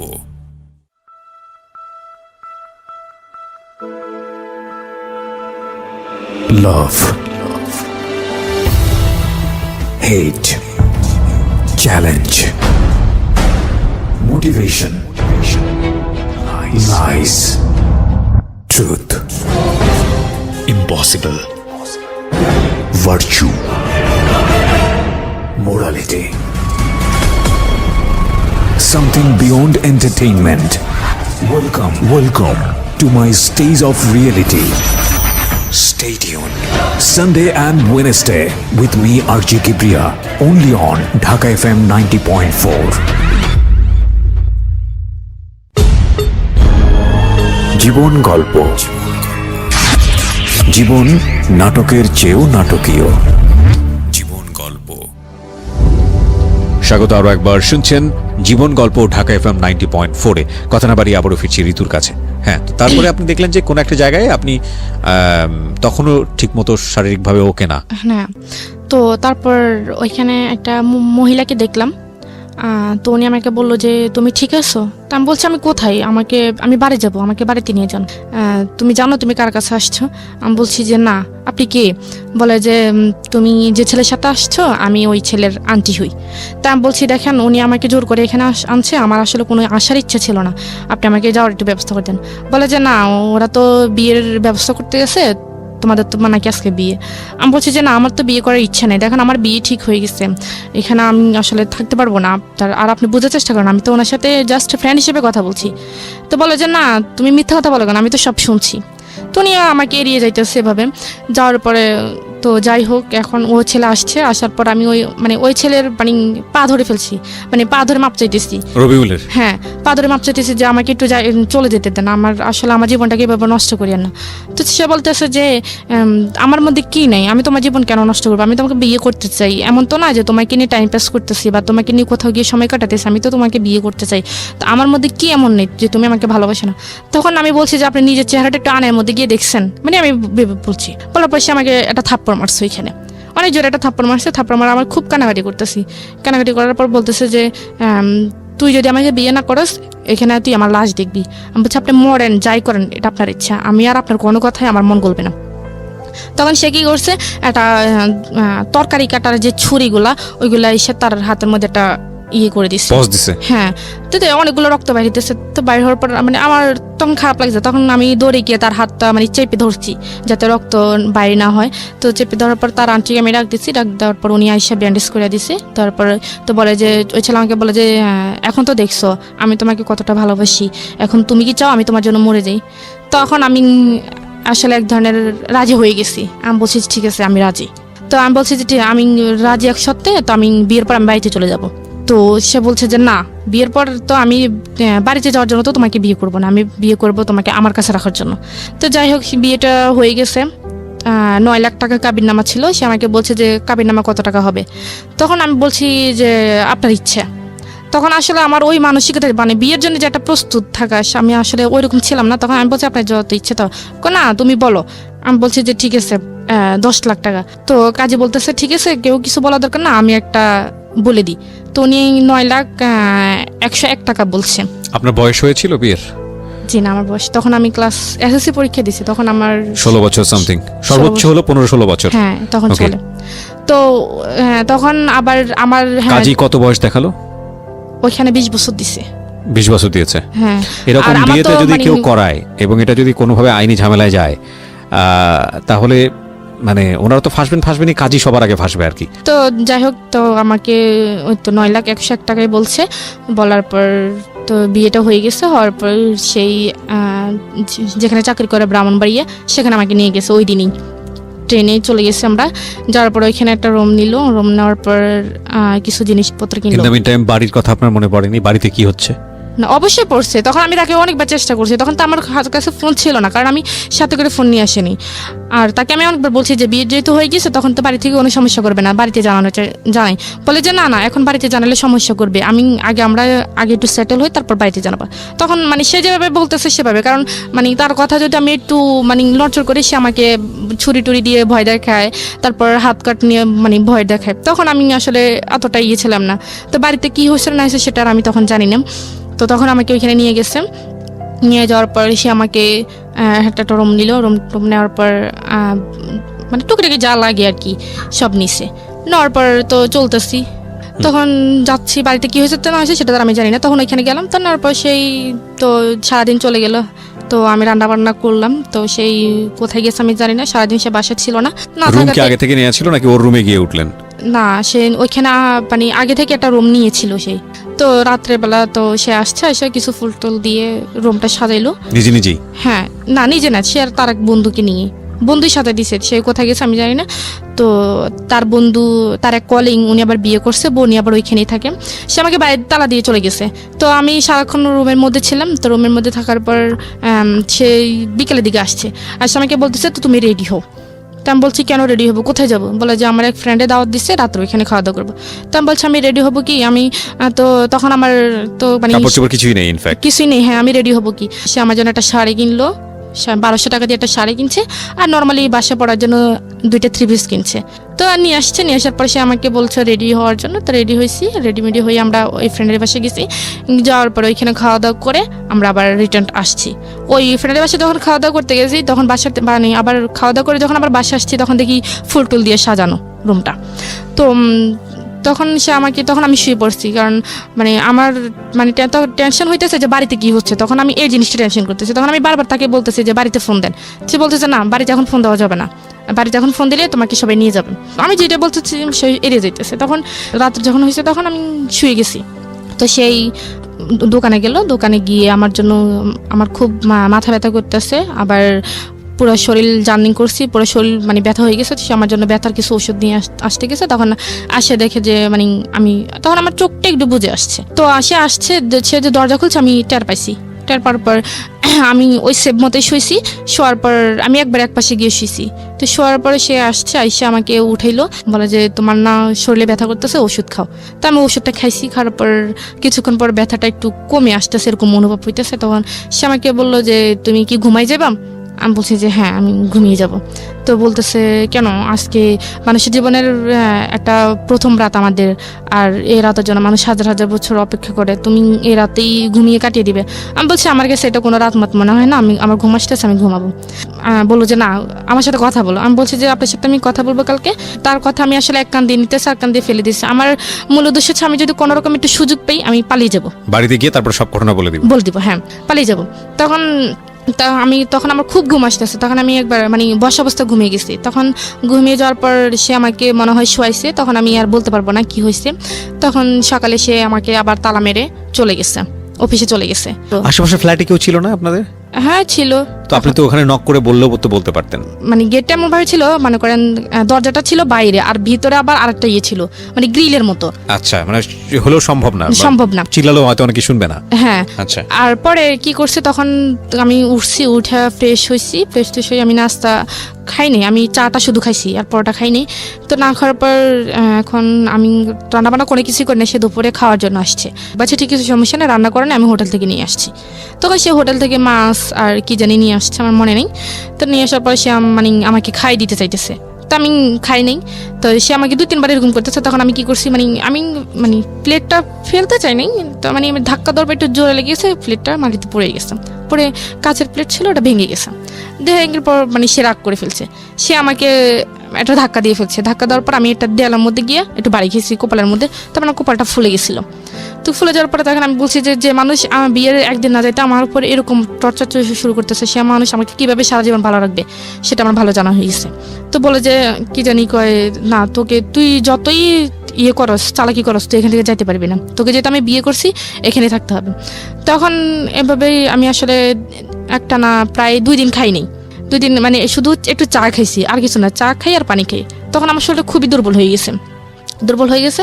তো তখন সোমবার দিন ছিল, সেই অফিস থেকে লাঞ্চের সময় আসার পর সে আসছে আর আমি গোসল করতে গেছি। তো গোসলখানার আবার ভিতরে একটা দরজা আছে, মানে একটু বড়, মানে একটা মানুষ কোনো বাইরে হতে পারবে। তখন সে যখন অফিসে থাকতো না, তখন আমি ভিতরে চেষ্টা করতাম যে কোন দিক দিয়ে বের হওয়া যায়। তখন আমি ওই বাথরুমের ভিতরে ওই জায়গাটা দেখছি। দেখার পর আমি ওইটার মধ্যে একটা কোমোড ছিল, কোমোডের উপর দাঁড়িয়ে ওইটার মধ্যে আবার একটা মোড়া দিয়ে আমি দেখছি যে ভিতরে দাঁড়ানোর মতো কোনো পজিশন আছে কিনা। তখন দেখছি যে না, ভিতরে নিচে দাঁড়ানোর মতো একটু জায়গা আছে, একটা পা রাখা যাবে। তখন আমি কি করছি, তখন তো আমি বাথরুমে চলে গেছি, জামা কাপড় নিয়ে গেছি। আমি ভাবছিলাম যে সে যদি জড়িয়ে এসে পড়ে, তখন আমি এটা অজুহাত দেখাতে পারবো যে আমি গোসল করতে গেছি। তো সে আসছে, আসার পর আমি তো বাথরুমে ছিলাম, সে আসছে আমি শুনিনি, সে অনেকক্ষণ হয়েছে আসছে। তো আমি চেষ্টা করতেছি ওইটার উপর ওঠার জন্য, কিন্তু উঠতে পারতেছে না। তো আমি যে মোড়া দিয়েছি, সেই মোড়াটা কোমরটা একটু প্লাস্টিক টাইপের, এটা একটু পিছলে হয়ে গেছে। তো ওইটা স্লিপ খেয়ে আমি পড়ে মনে করেন একবার পুরোপুরি অজ্ঞান হয়ে গেছি। আর শরীরটা খুব দুর্বল ছিল, আমি খাই নেই, অজ্ঞান হয়ে গেছি। অজ্ঞান হয়ে যাওয়ার পর সেই আওয়াজ পাইছে, আওয়াজ পাওয়ার পর সেই দরজাটা ধাক্কাইতেছে। তো দরজার সিট কিনে ছিল, সেটাও ধাক্কাতে এটা খুলে গেছে। খুলে যাওয়ার পর সে আমাকে রুমে আইনা তো একটা ডাক্তার আনার পর ডাক্তার বলতেছে কি ব্যাপার, উনি তো খুবই দুর্বল, ওনাকে একটা স্যালাইন দিতে হবে। তো বলছি ঠিক আছে স্যালাইন দেন। তো ডাক্তার আমাকে একটা স্যালাইন দিল। স্যালাইন দেওয়ার পর আমার জ্ঞান আসছে, আমার হাতে স্যালাইন দেওয়া। সে আমার পাশে বসে আছে, আমার মাথায় হাত বলে দিতেছে। তো সে বললো যে তোমার সমস্যা কি, তুমি খাওয়া দাওয়া করো না কেন, তুমি কি মরে যাবে নাকি? আমি বলছি যে হ্যাঁ আমি মরে যাবো। বলা যে তুমি মরে গেলে আমি থাকবো কি করে? তখন বলছে আপনি কিভাবে থাকবেন সেটা তো আমার জানার বিষয় না, যখন আমি আপনার কাছে ছিলাম না তখন তো আপনি ছিলেন, এরকম বলতেছে। তখন আমি সব কথা তার খুব সে যদি নর্মালি কথা বলে আমি একটু রাগ দেখে কথা বলি। 5-6 দিন চলে যাওয়ার পর সে একদিন রাত করে আসছে। আসার পর আমি শোয়া ছিলাম, ঘুমিয়েছিলাম আবার ছিলাম, এরকম একটা অবস্থা। সে মনে করেন এক ধরনের আমার উপর জোরাজোরি করতেছে, যেরকম স্বামী স্ত্রীর মধ্যে একটা ফিজিক্যাল রিলেশন যেটা হয়, সেটা ওই দিন ফার্স্ট ওই দিন হয়ে গেছে আপনার অনিচ্ছা সত্ত্বে। হ্যাঁ, আমার অনিচ্ছা সত্ত্বে। So it was rape. Legally যদি এটা বলি, আইনত এটা হচ্ছে রেপ। এবং অনেকের ধারণা নাই, আপনাদের সবার অবগতির জন্য জানাচ্ছি, সেটা হচ্ছে যে অনেকেই মনে করেন যে বিয়ে করার পরে এই ধরনের সম্পর্ক এটা রেপ হয় না। কিন্তু বাংলাদেশের নারী নির্যাতন আইন অনুযায়ী আপনারা যদি ইন ডিটেলে যান, তাহলে বিবাহোত্তরও রেপ হয়। এবং স্ত্রীর অনিচ্ছা সত্ত্বে যদি এই ধরনের কোনো অ্যাক্টিভিটিসের মধ্যে যাওয়া হয়, তাহলে সেটা রেপের পর্যায়ে পড়ে। এবং এটার জন্য কিন্তু চাইলে স্ত্রী আইনত অ্যাকশনও নিতে পারেন। So it was rape actually. তারপর সে আমার সাথে জোরাজোরি করে এরকম সেদিন 3 বার সে আমার সাথে ফিজিক্যাল রিলেশন করছে। তো তখন আমি এক পর্যায়ে নিস্তেজ হয়ে গেছি, বাট আমার কোনো হুঁশ ছিল না। তো হুঁশ না থাকার পর সকালে আমি হাঁটতেই পারতেছি না, এরকম একটা অবস্থা। পরে উনি অফিসে যাওয়ার সময় ওই দিন আর আমাকে তালা দিয়ে যায় নাই। যেদিন তার আগের দিন যে ফিজিক্যাল হয়েছে, তো তার সকাল থেকে সে আমাকে তালা দিয়ে যায় না, দরজা খোলাই ছিল। তো সে আমাকে বললো যে যদি খারাপ লাগে, নিচে তার আবার এক বন্ধুর আম্মা থাকে, তো ওনার সাথে গিয়ে কথা বলতে পারবে, আমি ওনাকে বলে যাবো, উনি তোমার সাথে এসে কথা বলে।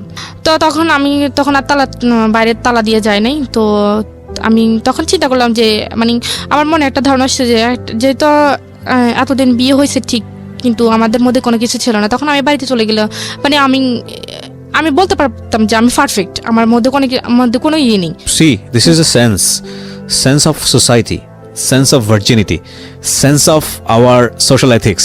It's a very important point. খেয়াল করবেন এটা। ওকে, তখন ও আমি মনে করতেছে বিয়ে হয়েছে ঠিক আছে, কিন্তু আমাদের মধ্যে তো কোনো ফিজিক্যাল রিলেশন ছিল না, সুতরাং আমি যেভাবেই হোক এখান থেকে এসকেপ করলে আমি বলতে পারবো যে না আমাদের মধ্যে কিচ্ছু হয়নি। এইটা হচ্ছে আমাদের প্রিমিটিভ থট অফ সোসাইটি, মানে একদম প্রাগৈতিহাসিক আমলের একটা ধারণা। আর যখন এটা হয়ে গেছে ওর মধ্যে একটা চেঞ্জ আসছে।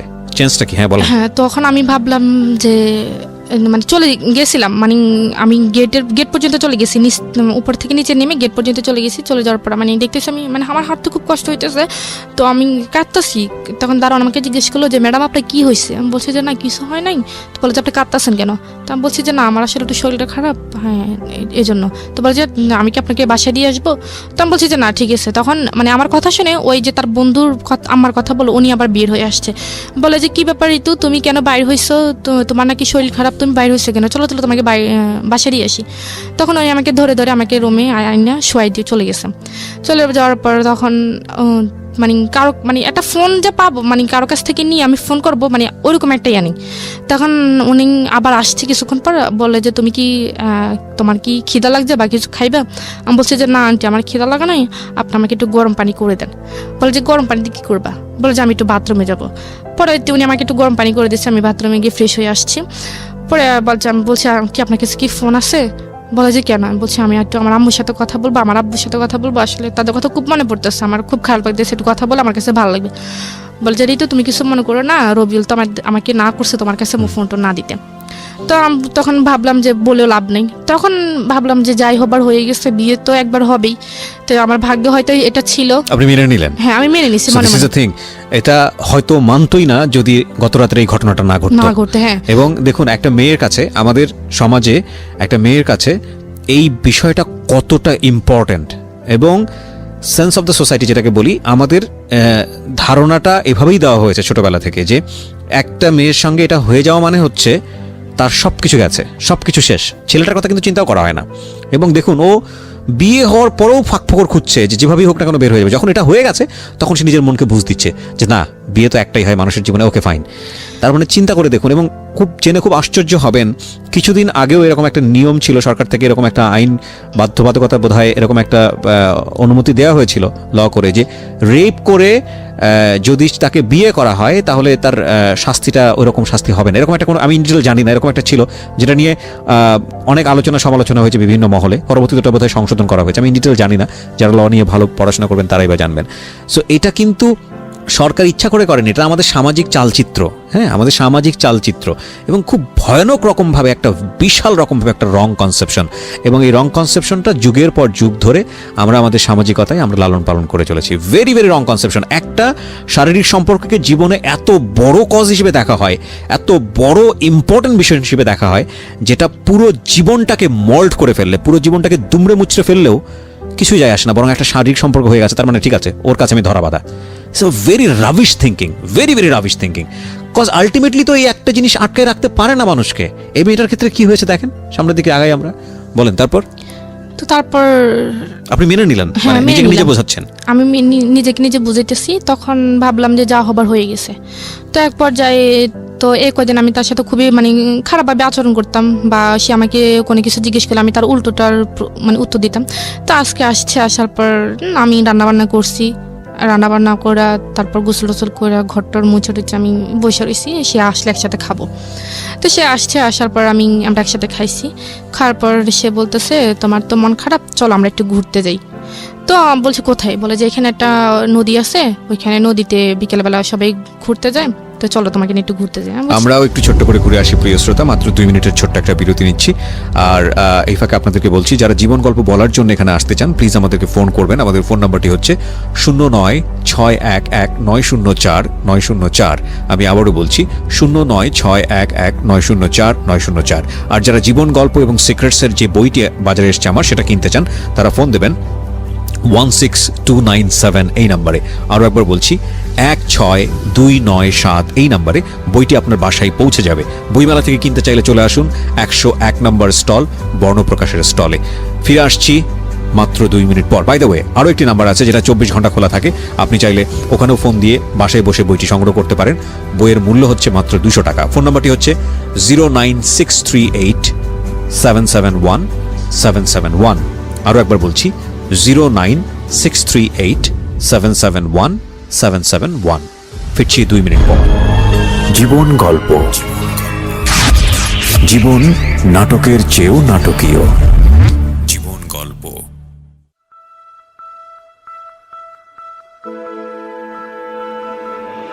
লাভ, হেট, চ্যালেঞ্জ,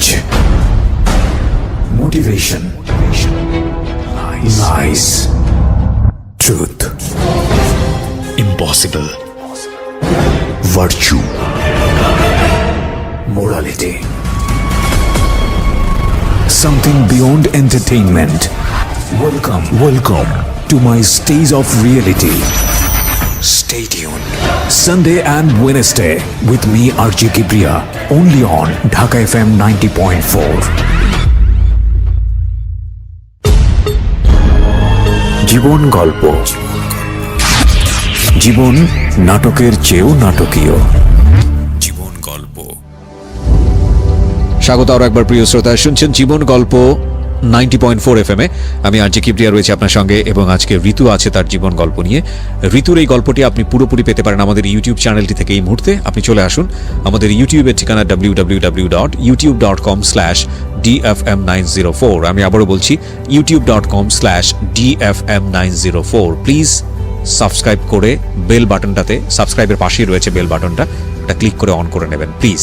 ওকে, হ্যাঁ ঋতু, তারপর কি হলো? তারপর তো আসলো ঘুরতে খাওয়া দাওয়া গেলাম। করলেন? হ্যাঁ, ঘুরতে গেলেন। হ্যাঁ, ঘুরতে যাওয়ার পর ওইখানে সবাই মানে তার পরিচিত যারা আছে সবাই জিজ্ঞেস করতেছে, হ্যাঁ কে রে রবিউল, এটা কে? তো বলতেছে তো তোর ভাবি টাবি পাইছে। তো তখন ওই যে একটু একটু বাইরে যেতাম বা সবার সাথে একটু, বা মেয়ে যারা ছিল বা আন্টি যারা ছিল তাদের সাথে একটু কথাবার্তা বলতাম, তাদের সাথে একটু ফ্রি হয়ে গেছি। তখন একদিন আমাকে এক আফু, মানে উনি আমার সিনিয়র অনেক, উনি আমাকে একদিন বলে, ঋতু তোমাকে আমি একটা কথা বলবো, তুমি কিছু মনে করবে না তো? বলে যে তুমি আসলে রবিউল তো তোমার হাজবেন্ড, এখন তুমি বললে হয়তো তোমার মন খারাপ হতো। আমি বলছি সমস্যা না, আপনি বলেন। বলে যে দেখো তোমরা একসাথে চলাফেরা করো, আসলে তোমার সাথে আসলে তোমরা দুজনকে একসাথে মানায় না, তুমি কোথায় রবিউল কোথায়, মানে ওর নামে বিভিন্ন রকমের কথা বলতেছে। তখন আমার কাছে আসলে খারাপ লাগতো, কেন এই কথা বলবে? তো তখন একটা দিক, যখন আমি ওকে মন থেকে মেনে নিয়েছিলাম যে আমার যেহেতু বিয়েটা হয়ে গেছে, তখন যা হবার আসো হবে, তখন আমি পুরোপুরিভাবে ওকে মানে ভালোই বাসছি, যে মানে পুরোপুরিভাবে ওর প্রতি দুর্বল হয়ে গেছি। তো তখন আমি ওকে বললাম যে দেখেন আপনি অফিস থেকে ছুটি নিতে পারবেন? তো বলে যে কেন? আমি বলছি আপনি আগে নেন, তারপর আমি বলতেছি। তাকে আমি 3 মাস বাসায় রাখছি। 3 মাস বাসায় রাখছি বলতে মানে যাতে কেউ কিছু বলতে না পারে, বা তার স্বাস্থ্যের দিক থেকে, তার মানে ফেসের দিক থেকে, বা তার সব দিক আচ্ছা আচ্ছা, মানে আপনি তাকে তৈরি করতেছেন আপনার ফ্যামিলির জন্য, যাতে করে আপনি তাকে নিয়ে ফ্যামিলিতে ফেস করতে বাইরের মানুষ যেতে এরকম বলতেছে, তারা আমার ফ্যামিলি তো কখনো ওকে মেনে নিবে না। তখন আমি তাকে মানে ডাক্তারের সাথে কথা বলে বিভিন্ন রকমের রুচিকর, যাতে রুচি হয় খাবার, ওষুধ বা পুষ্টিকর যে খাবারগুলো আছে একটা মানুষ বা ভালো মতোই হওয়ার জন্য, সবগুলোই আনছি। তো 1 মাস যখন হয়ে গেছে, এখন ও তো চাকরি করে না, এখন 1 মাস একটা মানুষ 1 মাস বসে বসে খেলে কতদিন যায়? আর ওর তো কোনো এক্সট্রা কোনো টাকা নাই। তো আমি কি করছি, ওই যে ঢাকায় থাকাকালীন যে রিয়ার কথা বললাম, তো রিয়ার কাছে আমি ফোন দিলাম। পরে রিয়াকে আমি সব কিছু বলছি, বলার পর আমি বলছি যে দেখ তুই এটা কারোর কাছে বলিস না, এখন আমি একটু সমস্যা আছি, আমার কিছু টাকা লাগবে। তো বলে যে কত টাকা? তা আমি বলছি 10-15 হাজার টাকা হলে হবে। একটা বিকাশ নাম্বার দিয়ে আমাকে 15 হাজার টাকা পাঠাইছে। 15 হাজার টাকা পাঠানোর পর আমি তার জন্য বিভিন্ন রকমের বিভিন্ন আইটেমের খাবার নিতে, মানে যেগুলি কাজে আসে বা পুষ্টিকর যে খাবারগুলো, সেগুলো নিছে। যেমন তো তাকে 3 মাস পর পুরোপুরিভাবে হয়ে উঠছে, মানে আমি যেরকমটা চাইছি সেরকমটা হয়ে গেছে। তো 3 মাস পরে তখন থেকে মনে করে আমাদের সংসারটা খুবই একটা সুখী সংসার। সেও আমাকে প্রচণ্ড ভালোবাসে, আমিও তাকে প্রচণ্ড ভালোবাসি। এখন এই ভালোবাসা দিয়ে একটা হ্যাপি ফ্যামিলি আমাদের। তো এর মধ্যে আমি তাকে বললাম যে দেখেন আমার তো বিয়ে কিন্তু 1 বছর চলে গেছে এভাবে। তো চলে যাওয়ার পর আমি বললাম, 1 বছর পর বললাম যে আমি তো এসএসসি পরীক্ষার আমার ভালো একটা রেজাল্ট আসছে, তো আমি ইন্টারে ভর্তি হইতে চাই। 1 বছরের মধ্যে আপনি কোনো যোগাযোগ করেননি বাড়িতে? না, কোনো যোগাযোগ করিনি। ওর লেখাপড়া কতদূর ছিল? উনি মাস্টার্স কমপ্লিট করছে। ওকে, রবিউল মাস্টার্স কমপ্লিট করা। ওকে, বাচ্চাদের পড়ার জন্য তো অন্তত আমার কিছু জানা দরকার। বলে যে না, সেটা যতটুকু জানা অতটুকুই এনাফ। তো আমি বলছি ঠিক আছে, এখন সে যেভাবে বলতেছে সেভাবেই। তো এভাবেই চলতেছে। 1.5 বছর চলে যাওয়ার পর তখন আমি হঠাৎ মনে করেন আমার ফিউর হচ্ছে না প্রায় 2 মাস ধরে। জি। তো আমি একটু টেনশনে আছি। তো তারপর হচ্ছে তখন আমি একটু টেনশনে পড়ে গেছি, তখন আমি ওকে জানাইনি। তো না জানানোর পর আমি নিজে নিজে একটা ডাক্তার কাছে গেছি। তো বলে যে আপনি তো প্রেগনেন্ট। তো আমি বললাম না, এটা সম্ভব না, আমি এখন এই মুহূর্তে বাচ্চা নিতে চাই না। আচ্ছা। তো বলে যে কেন আপনাদের, বলে যে আপনি কি বাচ্চা আসছে? আর আমি বলছি যে না, আমাদের বাচ্চা নেই, তো এটা প্রথম, তবে আমি এখন বাচ্চা নিতে চাই না। তো বলছে এটা আপনার হাজবেন্ড জানে? তখন ও কিন্তু এটা জানে না। তো আমি বলছি যে হ্যাঁ, এটা ও জানে, ও নিতে চাচ্ছে না। তো আমি বলছি যে তাহলে, তো বলে যে তাহলে এটা যদি রাখতে না চান তাহলে যত তাড়াতাড়ি সম্ভব এটাকে অ্যাবর্শন করতে হবে। বলছে আপনি এড্রেসে চলে যান, ওনারা যা করার করে দিবেন। মানে এটা করার পরে একটু অসুস্থ ছিলাম, পরে এভাবে চলতে ভালোই আছি, ভালোই। তারপর আমি আবার প্রেগনেন্ট। সেকেন্ড টাইম কনসেপ্ট করলেন? হ্যাঁ, করার পর তাই সেটা আমি তাকে জানাইছি। প্রথমবারের কথা তো আমি তাকে জানাইনি, দ্বিতীয়বার যখন হয়েছে তখন আমি তাকে জানাইছি। তখন আমার 3 মাস হয়ে গেছে। 3 মাস হয়ে যাওয়ার পর তো বলছে না, আমি তো এখন বাচ্চা চাইতেছি না, কারণ আমি তোমাকে তো এখন আমাদের বাড়িতে নিয়ে যাইনি। এখন যদি বাচ্চা হয়ে যায় তখন মানুষ কি বলবে? আমি এখন বাচ্চা নেই, তুমি যেটা যা করো তাড়াতাড়ি করো। তখন ডাক্তার কাছে আসছি, ডাক্তার কাছে আইসা তো আবার ওই ভাবি আমার বলছে যে একটা হোমিও ডাক্তার আছে, ওইখানে গেলে হোমিও কিছু ওষুধ দিলে ওইটা নাকি হয়ে যায়। যাই হোক, আপনি এটাকে অ্যাবর্শন করেছেন না করেন নাই? না, করিনি। সেকেন্ড টাইমটা কি আপনার বেবি? হ্যাঁ। ওকে, তারপর? হ্যাঁ, তারপর যাই হোক, এটা অনেকবার ইয়ে করছি। তো ট্রাই করছেন অ্যাবর্শন করার জন্য? হ্যাঁ, অনেকবার ট্রাই করছেন কিন্তু হয়নি। মানে এটা করতে গিয়ে আমি নিজে মরে যেতেছি। তো পরে তারপর যাই হোক এটা হয়ে তখন থেকে সে আমার উপর মানে আমার সাথে খুব খারাপ ব্যবহার করতেছে। তারপর সে আমাকে বিভিন্ন রকমের এক কথা 2 কথা ভালো কথা বলে সে আমার সাথে খারাপ ব্যবহার করে, আর আমার বাপ মা নিয়ে সে আমাকে গালিগালাজ করে। তো করার পর হঠাৎ করে চেঞ্জটা দেখলেন শুধু এই কনসেপ্টটা করার পরেই? হ্যাঁ, কনসেপ্টটা করার পরই চেঞ্জটা দেখি। নেওয়ার পর আমরা আবার যে রুমে থাকতাম, যেখানে থাকতাম সেখান থেকে পানিটা নিয়ে যে আনতে হয় সেটা একটু দূরে, ঠিক আছে? তো আমার বেবি যখন 7 মাসের প্রেগনেন্ট আমি, তখন বালতি ভরে ভরে, অনেক বড় বড় বালতি ভরে ভরে ওইখান থেকে পানি আনতে হয়। তো সেটা আমার জন্য খুবই বিপজ্জনক। সব যে দেখে সে বলে যে তুমি এই কাজ করো কেন? সে আমার দিয়ে বিভিন্ন রকমের জামা কাপড় বা তার শার্ট প্যান্ট এগুলো ধোয়াইতো, বা এখন যেগুলো আমার জন্য করা উচিত না সেগুলো করাইতো। তো আমি এক রকমের করতাম, সব কাজ করতাম। তো করার পর যখন 8 মাস হয়ে গেছে তখন সে আমাকে বলছে যে পরীক্ষা করাইতে, যেটাকে পরীক্ষা করলে যে ছেলে হয় না মেয়ে হয় এটা জানার জন্য। তো আমি বলছি তুমি কি হইলে খুশি? বলে যে আমার ছেলে চাই। তখন আমি বললাম যে এটা তো যদি ছেলে না হয়, বলে যে ছেলে না হলে যদি মেয়ে হয় তাহলে মেয়ে হলে মেয়ের বিয়ের টাকা আমি দিতে পারবো না। তখনই সে মেয়ের বিয়ের প্রসঙ্গে কথা উঠেছে যে যখন বিয়ে দিবে তখন মেয়ের বিয়ের টাকা সে দিতে পারবে না, আমার বাবার বাড়ি থেকে দিতে হবে। আর মেয়ে যদি হয়, মেয়ে সুন্দর হতে হইবে, ফুটফুটে হইতে হইব। মেয়ে যদি কালো হয় তাহলে সে মেয়ে কখনই সে রাখবে না, সে পালক দিয়ে দিবে। ছাগল নাকি? সরি ফর দিস ওয়ার্ড, আমি এই ওয়ার্ডটা অনেক উচ্চারণ করাটা ঠিক হচ্ছে না, বাট এটাই আমার এক্সপ্রেশন, ভেরি জেনুইনলি ভিতর থেকে যেটা আসছে, এবং এটা কোনো প্রকার এডিট না হয়ে অনেক জায়গা আমি চাই। ওকে, বলেন। তারপর কি হয়েছে, তো আমি গেলাম, আমার ওই ভাবিকে নিয়ে গেলাম। তো উনি বলছে যে মেয়ে হবে। তো ডেট দেওয়ার পর বলতেছে মেয়ে হবে।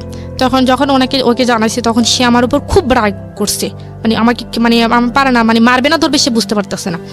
তো পরে মাস্টার্স পাস ছিল, রাইট? হ্যাঁ, এটা তো জানা উচিত, ছেলে মেয়ে হওয়ার ব্যাপারটা তো মেয়েদের উপর নির্ভর করে, সম্পূর্ণই ছেলেদের উপরে। তবে সে আমাকে তখন বলতেছে, যখন শুনছে যে আমার মেয়ে হবে তখন সে আমার বাড়িতে আস্তে আস্তে যোগাযোগ করার চেষ্টা করতেছে। তখন সে আমাকে প্রথমে আমার আম্মুর কাছে ফোন দিচ্ছে। তো আমার আম্মু নিজে ফোন দিয়েছে? হ্যাঁ, সে নিজে ফোন দিচ্ছে। আচ্ছা। তো ফোন দেওয়ার পর সে বিস্তারিত জানো যে যা হয়ে গেছে, এখন আপনারা মেনে নেন। তখন আমার আম্মু এটা অ্যালাউ করে নাই যে আমার মেয়েকে পাঠিয়ে দাও, তোমার আসার দরকার নেই, আমরা আমার মেয়েকে অ্যাকসেপ্ট করবো, কিন্তু তোমাকে তো আমরা অ্যালাউ করবো না। তখন আসে আমার আব্বুকে ফোন দিচ্ছে। তো আমার আব্বুকে ফোন দিচ্ছে, আমার আব্বুর কাছে সে খুব কান্নাকাটি করছে, আমিও খুব কান্নাকাটি করছি। করার পর আমার আব্বু বলছে ঠিক আছে আমি ব্যবস্থা করতেছি। তো সে বলতেছে দেখেন ঋতু তো আপনার প্রেগনেন্ট, বা ওর তো বেবি হবে, এখানে তো দেখাশোনার মতো করার মতো কেউ নেই, এখন আমাদের বাড়িতে ওকে নিয়ে যেতে পারি নেই, তো এখানে কে দেখবে? আপনারা যদি চান তাহলে ও প্রথম বাচ্চাটা আপনাদের এখানেই হোক। তো আমার আব্বু বলছে ঠিক আছে আমি ব্যবস্থা করতেছি। তখন আমার আব্বুর আসার সময় হয়েছে, তো আমার আব্বু আসবে। তা বলছে ঠিক আছে আমি বাড়িতে যাই ঋতুর আম্মুর সাথে কথা বলে দেখতেছি। তো দেশে আমার আব্বু বাড়িতে আসছে, আমার আম্মুর সাথে কথা বলে আমার আম্মু কোনো রকম মানানোর পর তো আমরা গেলাম। এর আগে এখানে একটা ঘটনা হয়েছে যে আমি যে বললাম না যে একটু দূর থেকে পানি আনতে হয়, তো আমি বললাম যে আমরা এখানে থাকবো, টাকা দিয়ে থাকবো, আমরা তো এখানে টাকা ছাড়া থাকতেছি না, তাহলে তুমি একটা ভালো দেখে একটা রুম নাও যেখানে পানিটা নিয়ে একটু কাছে পাওয়া যায়, তো আমি এখানে থাকবো না। তো বলে যে আমি যেখানে থাকবো তুইও সেখানে থাকতে হবে। তখন থেকে সে আমাকে তুই করে ব্যবহার করে, তুইও সেখানে থাকতে হবে, আর না থাকলে তুই চলে যা। তো আমি বলছি আমি এই অবস্থা কোথায় যাব। তখন এক কথা দুই কথা আমি বলছি যে মানে একটু বেশি হয়ে গেছে যে আমি এখানে থাকবোই না, আমি এখানে চলে যাব, আমি কি এখানে টাকা ছাড়া থাকি নাকি। তখন সে আমাকে অফিস থেকে দুপুরবেলা খাইতে আসছে, তার কোমরে একটা বেল্ট ছিল, সে বেল্ট দিয়ে এই প্রেগনেন্ট অবস্থা আমাকে খুব মারছে, কেউ এসে আমাকে ধরে নেই, দরজা বন্ধ করে সে আমাকে খুব মারছে। মারার পর আমি শুয়েছিলাম, তো আমি আর শোয়া থেকে উঠতে পারতেছি না।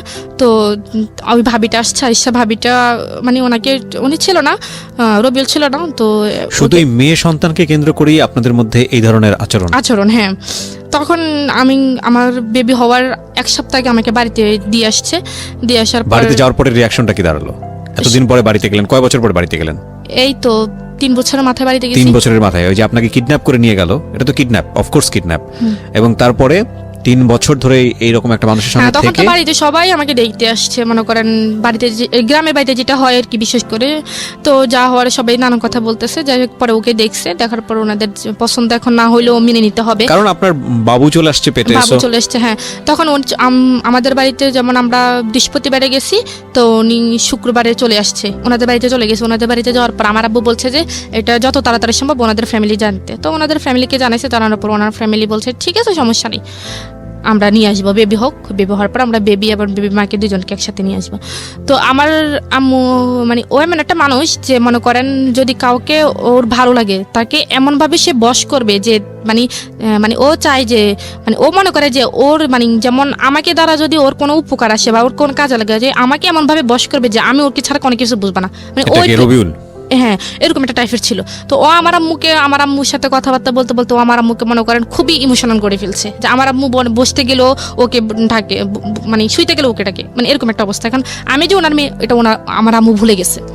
তো পরে কি যাই হবে, তো আমার আম্মাকে বলে গেছে যে বাচ্চা যদিও মানে চেষ্টা করার জন্য যে নর্মালি বাচ্চাটা হওয়ার জন্য, সিজারে যেতে বাচ্চা না হয়। তো সে যাওয়ার সময় আমার আম্মাকে 1 টাকা দিয়ে যায় নাই কোনো মানে বা বাচ্চা হলে বা কি আসে বিষয়। তো যেদিন আমার বাচ্চা হওয়ার আগের দিনই মানে আমার বাপের ব্যথা শুরু হয়েছে, সেদিন আমি কি জানাইছি যে দেখো আমার এরকম অবস্থা, তুমি একটু ফোন দিও। তখন আমার বাবু হয়েছে রবিবারে 11টায়, আর ওকে আমি জানাইছি শুক্রবারে। আচ্ছা, শুক্রবার চলে গেছে, রাত গেল, শনিবার দিন গেল, রবিবারের দিন হয়েছে, শুক্রবারে জানিয়েছেন কেন? রবিবারে কেন জানাননি? মানে শুক্রবারে পরে তো রবিবার হয়েছে, মানে তার আগে রবিবার আগে শুক্রবারে জানাইছি। বাচ্চাটা কবে হয়েছে? রবিবারে। হ্যাঁ। ও জেনেছে কবে? মানে ও তো মানে আমি বলি আমার যখন মানে বাচ্চা হওয়ার আগে যে ব্যথাটা যেটা হয় আর কি, ওই সময় জানিয়েছেন? হ্যাঁ, ওই সময় আমি জানিয়েছি, সেটা শুক্রবার থেকে শুরু হয়েছে। আচ্ছা আচ্ছা। এমনি বাচ্চা হওয়ার পরে কি সঙ্গে সঙ্গে সে জানছে? হ্যাঁ, না, সঙ্গে সঙ্গেই জানছে, যেটা আমাদের বাড়ি থেকে সে জানাইছে। কিন্তু সে তার মানে বাচ্চা হওয়ার আগ পর্যন্ত সে আমাকে একটাবার ফোন দিল না যে আমি বেঁচে আছি নাকি মরে গেছি। আচ্ছা। তো আমার ব্যথা দেখে আমার আব্বু খুবই কান্নাকাটি করতেছে, তো আমার আব্বু বলতেছে আমার মেয়েকে আমি এভাবে রাখবো না, আমি এটাকে হাসপাতালে নিয়ে চলে যাব। তখন সে আমাকে হাসপাতালে নিয়ে সিজার করাছিল। তো সিজার আমার বেবিটা হয়।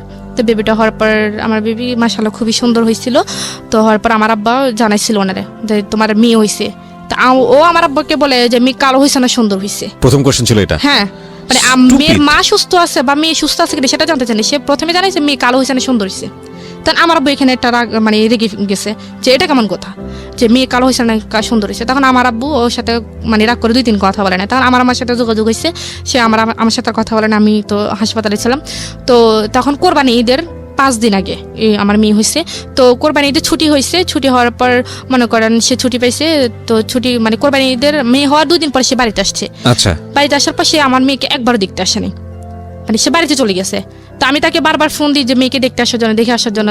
সে বলে যে না, আমি একবার ঈদের পরে গিয়ে মেয়েকে দেখে আসবো। তো আমি বলছি মানুষ মেয়ের মানে বাচ্চা হইলে বা বাবু হইলে মানুষ সঙ্গে সঙ্গে তার মেয়েকে আগে দেখতে আসে, বা ছেলে হোক মেয়ে হোক যেটাই হোক আগে দেখতে আসে, কিন্তু তুমি তো আসলা না। বলে যে আমার যদি আমি কেন যাইনি তুই জানোস? আমি কি কেন? বলে যে আমার যদি ছেলে হইতো না আমি গরু জবাই করে সবাইকে নিয়ে ফুর্তি করতাম, কিন্তু মেয়ে হয় না দেখে আমি মেয়েকে দেখতে জানি। সে আমাকে ডিরেক্টলি এভাবে বলছে। তো বলার পর আমি তখন খুব কানাকাটি করছি। তো আমি কেমন কথা এটা আবার? তো বলছি ঠিক আছে তোমার আসতে হইবে না। তো আমাদের ঈদের পরে এখন তাদের বাড়িতে আমাকে নিয়ে যাবে, এখন একটা আনুষ্ঠানিকতার দরকার। তো আমার আব্বু মনে করেন যারা ধর্ম মানেন, যারা রিলিজিয়ন মানেন, তারা নিশ্চয়ই এটা জানেন যে দেয়ার ইজ এ হাদিস অন দিস, যে সৃষ্টিকর্তার 3টা জিনিস খুব প্রিয় এবং 3টা জিনিস আমাদের জন্য আশীর্বাদ স্বরূপ, এবং 3টাই আমরা কেন জানি খুব অপছন্দ করি। 1 নম্বর হচ্ছে তিনি যাকে খুব পছন্দ করেন তিনি তাকে কন্যা সন্তান দান করেন, আলহামদুলিল্লাহ। সেকেন্ড যেটা, সেটা হচ্ছে তিনি খুশি হলে বৃষ্টি দেন, বৃষ্টিও আমরা অপছন্দ করি, এবং তিনি যদি কারোর উপর খুশি হন তো সেই বাড়িতে তিনি মেহমান পাঠান। এটা একটা হাদিস। এবং দুর্ভাগ্যজনকভাবে হলেও সত্য, আমরা মেয়ে সন্তান হলে অখুশি হই। সবাই হন না অফকোর্স, কেউ কেউ শুধু মেয়ে সন্তানই চান, এরকম বাবাও আছেন দুনিয়াতে, এরকম পরিবারও আছেন, কিন্তু বেশিরভাগের সিনারিওটাই বোধহয় এরকম কষ্টকর। শুধু এটা তো কিছুই না, এরকম হয় যে সন্তান হয়েছে মেয়ে, তাকে ছুঁড়ে ফেলা হয়েছে। এই যুগেও আমরা বসবাস করি। ইনফ্যাক্ট আমরা গল্পটা একটু সামনের দিকে আগায় নিতে চাই। হ্যাঁ বলেন, তারপর? তো তারপর মানে এখন আমি তাদের বাড়িতে প্রথম যাব। এখন আমার বাবা চাইতেছে যে আমার যেহেতু প্রথম মেয়ে, আমাদের বাড়ির প্রথম মেয়ে, তার যেহেতু বিয়েটা ওইভাবে হয় নাই, আমরা একটু ছোটোখাটো একটা আনুষ্ঠানিকতা করি। তখন তো ওর ফ্যামিলি থেকে বলছে ঠিক আছে, হ্যাঁ সমস্যা নেই। তো ওর যে মানে প্রথম যে আমাদের বাড়িতে আসছে মেয়ে দেখার জন্য, আমার মেয়েকে দেখার জন্য, তো সেখানে আমার মানে দাদিরা ছিল বা নানুরা ছিল। তো বলছে যে মানে মেয়েকে যখন কোলে নিছিল তখন বলছে যে মানে দাদিরা বলতেছে যে মেয়েকে কোলে নেওয়ার আগে মেয়ের হাতে কিছু দিতে হয়। তখন সে বলতেছে আমার কাছে তো কিছু নাই, মানে সে সবার সামনে বলতেছে। আমি বলছি তোমার কাছে 10 টাকাও নাই? বলে যে না, আমার কাছে 10 টাকাও নেই। তখন আমি তাকে ইশারায় তার পকেটের মধ্যে 1000 টাকার একটা নোট দিয়ে দিছি। তো বলছে ঠিক আছে, এটা তুমি মেয়ের হাতে দাও। তো সে মেয়ের হাতে এটা দিছে। দেওয়ার পর তো খাওয়া দাওয়া করে সেই টাকাটা নিয়ে বাবা হয়ে কিছু দিতে হয়? হ্যাঁ, আচ্ছা, এটা আমাদের মানে দাদিরা বলে, আর আপনাদের কাস্টম সেটা, আপনাদের নিয়ম এটা? হ্যাঁ, যে বাবা মানে প্রথম বছর মুখ দেখার জন্য একটু কিছু দিয়ে দেখতে হয়। আচ্ছা আচ্ছা। তো তখন সে বলছে যে আমার কাছে তো টাকা নেই। তো আমি বলছি তোমার কাছে 10 টাকা নাই? বলে যে না, আমার কাছে তো টাকা নাই, আমি খরচ করে ফেলছি। তো আমি বলছি ঠিক আছে। তো আমি তার পকেটে 1000 টাকার একটা নোট দিয়ে দিই। তো আমি সেটা সে মেয়ের হাতে দেয়। সে খাওয়া দাওয়া করার পর মেয়ের মানে যাওয়ার সময় সে মেয়ের হাত থেকে টাকাটা নিয়ে চলে গেছে। আমি তো সেটা জানি না। তখন আমি যখন তার সন্ধ্যের সময় মানে দেখতেছি যে ওর হাতে টাকা নেই, তখন আমি আমার আম্মাকে জিজ্ঞেস করছি যে আম্মা, ওর হাতে টাকাটা কোথায়? বলে যে আমি কি জানি, এটা তো ওর আব্বুর কাছে ছিল, মেয়ে কে নিছে। তখন আমি ওরা ফোন করছি, কি ব্যাপার, মেয়ের হাতে টাকা কই? বলে যে আমি নিয়ে আসছি, আমার হাত খরচের টাকা নেই। তো পরে যাই হোক, আমি আসবো না কাঁদবো আমি ঠিক বুঝতে পারছি না। such a stupid you are. আমি জানি না এগুলো কতটুকু সত্যি, but if you really like this kind of husband, you don't have any potentiality to be a husband, believe me. বাপ হওয়ার তো যোগ্যতাই নাই, এ ব্যাপারে কোনো সন্দেহই নাই। হ্যাঁ বলেন। পরে তো ওদের বাড়িতে যাওয়ার জন্য আনুষ্ঠানিকতা দরকার। এখন আমার আব্বু বলতেছে যে এখন মানে আমাকে কিছু দিবে, এখন ওনাদের কোনো কিছু চাহিদা আছে কিনা।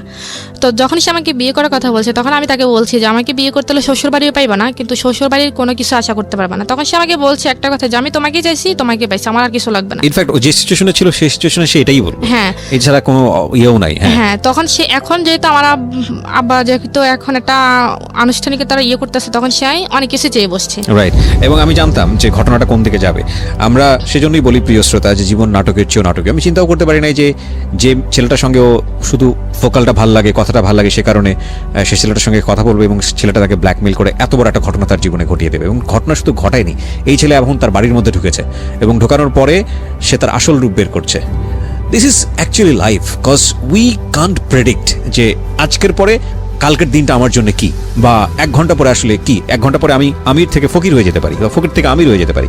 This is actually life. কিন্তু এইটাই আসলে জীবনের ধারাপাত। কখনোই অনুমান করা যায় না যে একটা বাঘ থেকে আরেকটা বাঘ কীরকম। এবং সেজন্যই আমরা সবসময় বলি যে জীবন নাটকের চেয়ে অনেক অনেক বেশি নাটকীয়। আমরা আরও একটা বিরতি নেব, বিরতির পর ফিরে আসবো। আর এই ফাঁকে আপনাদের সবাইকে বলছি, আপনারা যদি আমার এই গেস্টকে দেখতে চান, ও দেখতে মাশাআল্লাহ অপূর্ব সুন্দরী, এবং যেটা ওর হাজব্যান্ড ওকে বারবার বলছিল যে আমার মেয়েটা সুন্দর হতে হবে, সুন্দর হতে হবে। I don't know what a stupid logic. কেন এই কথাটা বলছিল? কারণ সে নিজের প্রতি নিজে থ্রেটেন ফিল করে কিনা, যে আমি তো দেখতে সুন্দর না, কোনো কারণে যদি আমার মতো হয়ে যায় আমার মেয়েটা, তাহলে তো সমস্যা, মানে এরকম কোনো ব্যাপার স্যাপার ছিল কিনা। Such a stupid boy. So okay যদি দেখতে চান চলে আসতে পারেন আমার ফেসবুক পেজে। আমার ফেসবুকের ঠিকানা www.facebook.com/kibria.rj। আমি আবারও বলছি www.facebook.com/kebria.rj। পেজটি RJ কিবরিয়া নামে আছে এবং আপনাদের সবার প্রতি অনুরোধ, লাইক বাটনে ক্লিক করে পেজটাতে অ্যাক্টিভ থাকবেন, পেজটাতে লাইক দিয়ে দেবেন। আনফর্চুনেটলি আমি আমার পেজটি এখনও ভেরিফাইড করতে পারিনি, বাট পেজটি চেনার একটাই মাত্র উপায়, 14 লাখের ওপরে ফলোয়ার আছে। এছাড়া আমার অসংখ্য ফেক পেজ আছে যেটাতে এত ফলোয়ার নেই। সো 14 লাখের উপর ফ্যান ফলোয়ার যেটাতে পাবেন সেটাই হচ্ছে আমার রিয়েল পেজ। ফিরে আসছি মাত্র 2 মিনিট পর। জীবন গল্প, জীবন নাটকের চেয়েও নাটকীয়। জীবন গল্প।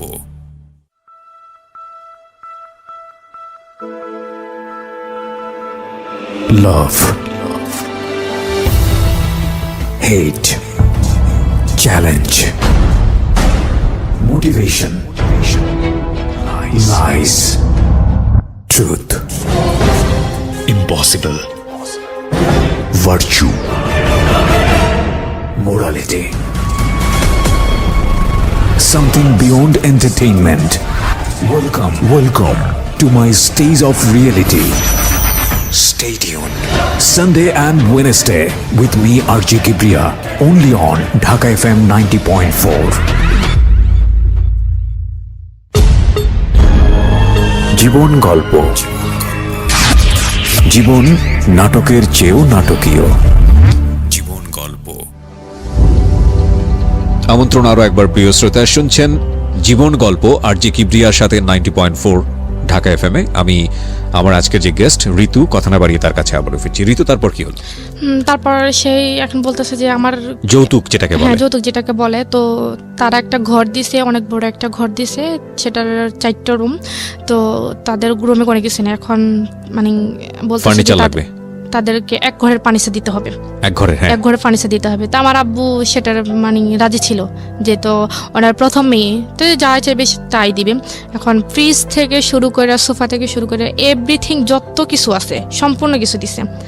তো এরপরে ওর আব্বা মা বলছে যে মেয়ে যখন শ্বশুর বাড়ি থেকে বাপের বাড়িতে আসবে বা বাপের বাড়ি থেকে শ্বশুর বাড়ি আসবে, তখন বলবে যে মেয়ের সাথে কিছু নেই, বা সোনা দানার ব্যাপারে যেটা বলছে।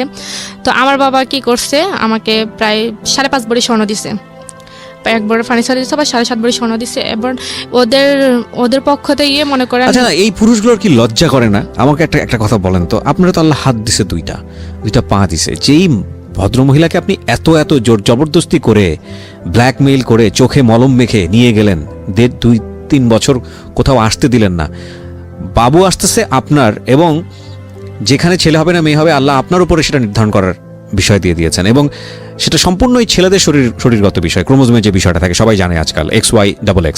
তো সেইটাও আপনি ব্লেসড, এরপরও আল্লাহ আপনাকে এত ভালোবেসে একটা সন্তান দিছে, এবং সেই সন্তানও দেখতে যথেষ্ট পরীর মতো সুন্দর, এবং তারপরও আপনি তার কাছ থেকে কি আদায় করতেছেন? যৌতুক আদায় করতেছেন।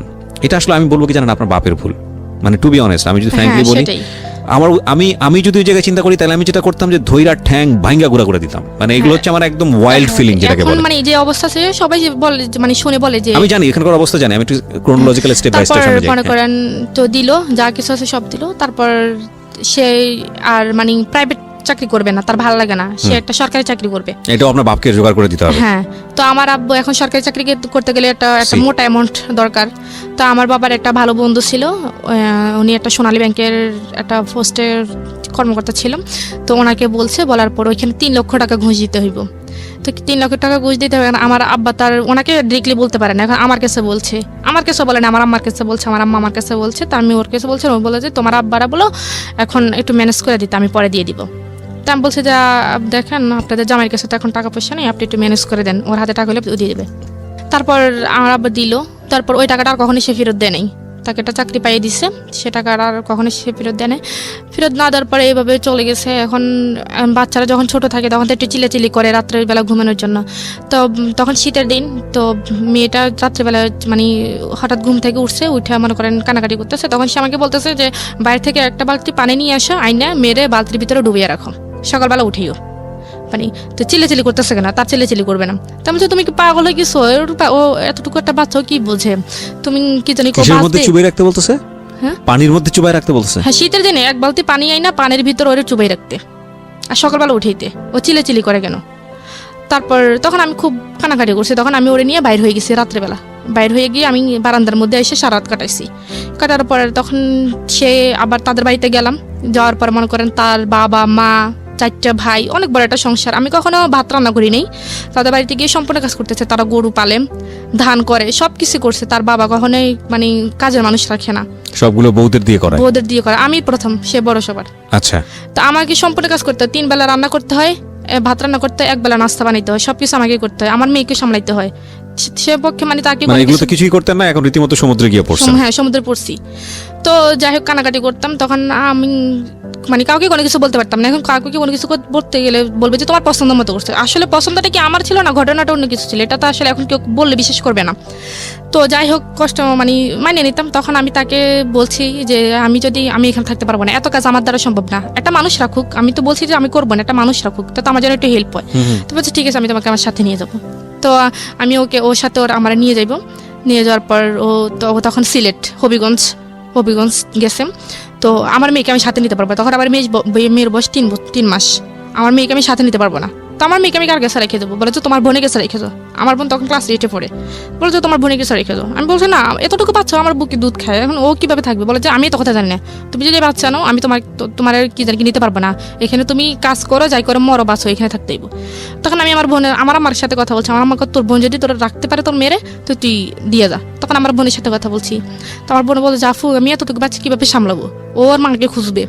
পর আমি বোন তুই একটু কষ্ট করে রাখ, 2-1 দিন হইলে ও ঠিক হয়ে যাবো। তখন ওকে কোলে নিত না, আদর করতো না? কিচ্ছু করতো না, কোলে নিত না, মানে ওকে সহ্য করতে পারতো না। বললাম না, ও চিলে করলে এরকম কথা বলে, তার ওকে কোলেও নিত কি না। মানুষ!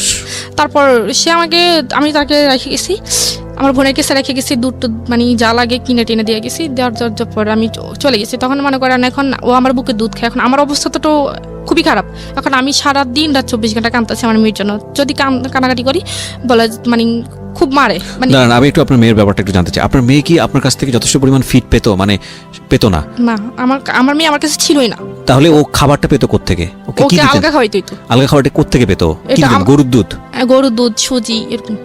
তো গরুর দুধ সুজি তো ওই বয়সের জন্য উপযুক্ত না, এটা একটা ভালো এখন কি খাবার। করবো? এখন তো ওর বাবা সেটা কিনে দিত না? না, আমার মানে আমাদের কাছে থাকাকালীন, সম্পর্ক থাকাকালীন আমার মনে হয়নি কখনো আমার মেয়েকে একটা মানে জামা কিনে দিছে। সম্পূর্ণ কিছু আমার বাবা দিচ্ছে, সম্পূর্ণ আমার খরচটা বোঝা, আমার কসমেটিক। আপনি ওর বাড়িতে থাকতেন, তারপর আপনার বাবা দিত? আমার বাবা পাঠাইতো। আচ্ছা। তারপর আমার মেয়েকে আমি রেখে গেছি। রেখে যাওয়ার পর আমার বোন আমাকে রাত 3টার সময় ফোন দিয়ে বলে আপনার কাবিন নামায় কত জন ছিল দেনমোহর? 9 লাখ টাকা? 9,01,000 টাকা। এই কাবিন নামাটা কি আপনার কাছে ছিল? না, আমি তো কাবিন নামা দেখিনি কখনো, ও আমাকে দেখাইনি। Okay fine. So this is মানে আরো কত কি বের হবে, এই জন্যই বলি জীবন নাটকের চেয়ে নাটকীয়। হ্যাঁ বলেন। তারপর আমার বোন আমাকে ফোন দিছে। ফোন দেওয়ার পর বলতেছে আফু ও তো খুব কান্নাকাটি করতেছে, তোরে খুঁজতেছে। মানে ও তখন মানে কয় আমার মেয়ের কান্নাকাটি মানে শুনে আমার মা সহ্য করতে না পারে, আমার মা আমার নানুদের বাড়িতে চলে গেছে। যে একটা বাচ্চা মানুষ কানলে এমনিতে মানুষের খারাপ লাগে, আর ও তো একটা বাচ্চা, ওর মা নেই কাছে। তখন রাত 3টার সময় আমার বোনে কি করতো, আমার বোন দীর্ঘ 1.5 মাস কোনো ঘুম নাই। সারাটা দিনের বেলা যখন যেভাবে মানে পারতো কাটাইতো, রাত্রেবেলা তো ওর মানে এখন রাত্রেবেলা বাচ্চারা তো এমনিতে মাকে খোঁজে। রাত্রেবেলা কি করতো, উঠানের মধ্যে সারা উঠান হাঁটতে তো ও কাঁদতে মনে করেন ঘুমাই যেত। ঘুমানোর পর মনে করেন অনেক সময় কি করে নিঃশ্বাস বন্ধ যেত, এরকম একটা অবস্থা। তারপর আমি ওকে এইভাবে বলার পর ও আমাকে মানে কখনোই ওকে কাছে যাইতে দেয়নি, বলে যে ও ঠিক হয়ে যাবো, বাচ্চা মানুষ এরকম 1-2 মাস থাকলে পরে ঠিক হয়ে যাবো। কারণ আমার বোন মানে আমার মেয়ের মানে প্রতিদান মানে আমার মেয়ের ঋণ আমি কখনোই শোধ করতে পারবো না। আমার বোনের ঋণ, আমার বোন আমার মেয়ের জন্য যতটুকু করছে। আপনার ছোট বোন? হ্যাঁ, আমার ছোট বোন। আপনার ছোট বোন কি আপনার শ্বশুর বাড়ি গিয়ে থাকতো? না, মানে আমাদের বাড়িতে রেখে গেছি। আচ্ছা। আমার বাবা মা তো আজ পর্যন্ত আমার শ্বশুর বাড়ি কি জিনিস দেখেনি। আচ্ছা ঠিক আছে। তো আপনার ছোট বোনই ওকে পালতো নিজের মায়ের মতো আদর দিয়ে? হ্যাঁ, আদর কেন দিয়ে। রেখে গেলেন আপনার বাড়িতে এত লোকজন আপনার শ্বশুর বাড়িতে? হ্যাঁ, ওইখানে গেলাম, এখনো কাজকর্ম, এখন আমি তো এত কাজ করতে পারতেছি না। তো আর শাশুড়ি বা অন্য কেউ দেখে না এই মেয়েটাকে? কেউ দেখে না, মানে সারাদিন ওনাদের বাড়িতে থাকার পর খাট থেকে 2-3 দিন পড়েও গেছে। মানে আমি সারাদিন কাজ করতাম, এখন কাজ করতে কাজ শেষ করতে পারতাম না, এখন মেয়েকে সময় দেবো কিভাবে? তখন এটা ওকে দেওয়ার পর আমার আম্মারা বলছি, আমার আম্মা ওকে বুঝেছে, পর ও ওর সাথে আমার নিয়ে গেল। তখন মেয়েকে নিবে না ওর, কারণ ও মেয়েকে নিলে ও রাত্রে ঘুমাইতে পারে না। তখন আমি মেয়েরা রেখে গেছি। রেখে যাওয়ার পর আমার মেয়েকে আমার বোনেরা পালছে প্রায় 6 মাস আমার মেয়ের সাথে আমার কোনো রকম দেখা হয়নি। 6 মাস পর আমি আমার বাড়িতে আসছি। আসার পরে মনে করেন মেয়েটি আমার কাছে রাখছি। তখন এই 6 মাসে তো মেয়েটা একটু শিখে, এখন মেয়ে আমাকে চেনে না। যখন আমি বাড়িতে আসছি তখন আমি আমাকে চেনে না। এই সময়টাতে এত মানে খুব ট্রেমেন্ডাসলি ওদের মধ্যে চেঞ্জটা হয়। বিকজ আমি তো রিসেন্টলি বাবা হয়েছে, সো আমি নিজেও আমারও একটা মেয়ে আছে, আমার মাত্র 3 থেকে 3.5 মাস বয়স। 1-2 দিন আমার মেয়ের সাথে আমার কমিউনিকেশনটা খুব মানে গ্যাপ হয়ে যায়, কারণ আমি খুব ভোর 5টায় বের হই বাসাতে। মানে আমি খুব নস্টালজিক। আপনি যখন কথাগুলো বলতেছিলেন না, আপনার হাজব্যান্ডের চেহারা আমার সামনে ভাসতেছিল। আমার মনে হচ্ছিল আমি যদি কাছে পাই আমি ওকে পেটাবো, বিকজ আমার ভেতরের ফিলটা আমি বুঝতে পারতেছি। আমি সরি টু সে যদি আপনার কথাগুলো সত্যি হয়ে থাকে, he is really not good man. আমি আপনাকে বলতেছি, রেডিওতে লাখ লাখ মানুষ শুনতেছে, আপনার মানুষ হওয়ার যোগ্যতা নাই। মানে আপনি আপনার স্ত্রীর প্রতি যেটা করেছেন সেটা তো একটা ভয়াবহতম অন্যায় যদি সত্যি হয়ে থাকে। কজ আমরা দুইজনকে সামনাসামনি বসাইনি।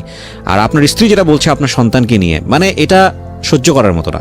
যেটা বলছিলাম যে আসলে আমি ভোর 5টার সময় বের হই অ্যান্ড ফিরি হচ্ছে রাত 8টা 9টার সময়। তো এই সময় আমার দেখা যায় আমার মেয়ের সঙ্গে আমার ভিডিও কলে কথা হচ্ছে বা কথা, আমার লাইফের স্টাইলটাই এরকম।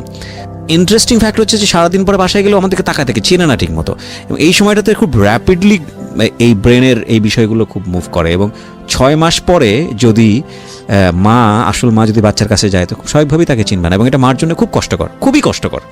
হ্যাঁ বলেন তারপর। আমি আমাদের বাড়িতে গেছি, তখন মেয়েকে আমি আমার কোলে আনতে চাই। মেয়ে আমার কোলে আসলে খুব ছেলে কান্নাকাটি করে। আমার বোনের কোলে গেলে আবার খুবই মানে ভালো, একবারে হাসি খুশি। আমার কোলে আসতে চায় না সে, মানে আমার কোলে আসলে সে মানে খুবই কান্নাকাটি করে, মানে আমাকে দেখতেই পারে না। তখন আমি ওকে বলতেছি যে, আমি বলতেছি দেখো তোমার কারণেই তো আমার আজকে এই অবস্থা। আমার মেয়ে, আমার নিজের মেয়ে আমাকে চিনতেছে না, বলে যে চিনবে একটু কয়েকদিন থাকলে তারপর চিনবে। তো বলে, আমি বলছি যে না। তারপর আমি দীর্ঘ 1 মাস ছিলাম, বাট মেয়ে আমাকে কোনোভাবেই চিনে না, মানে আমাকে দেখলে মেয়ে চিল্লাচিল্লি করে, মানে এরকম একটা অবস্থা।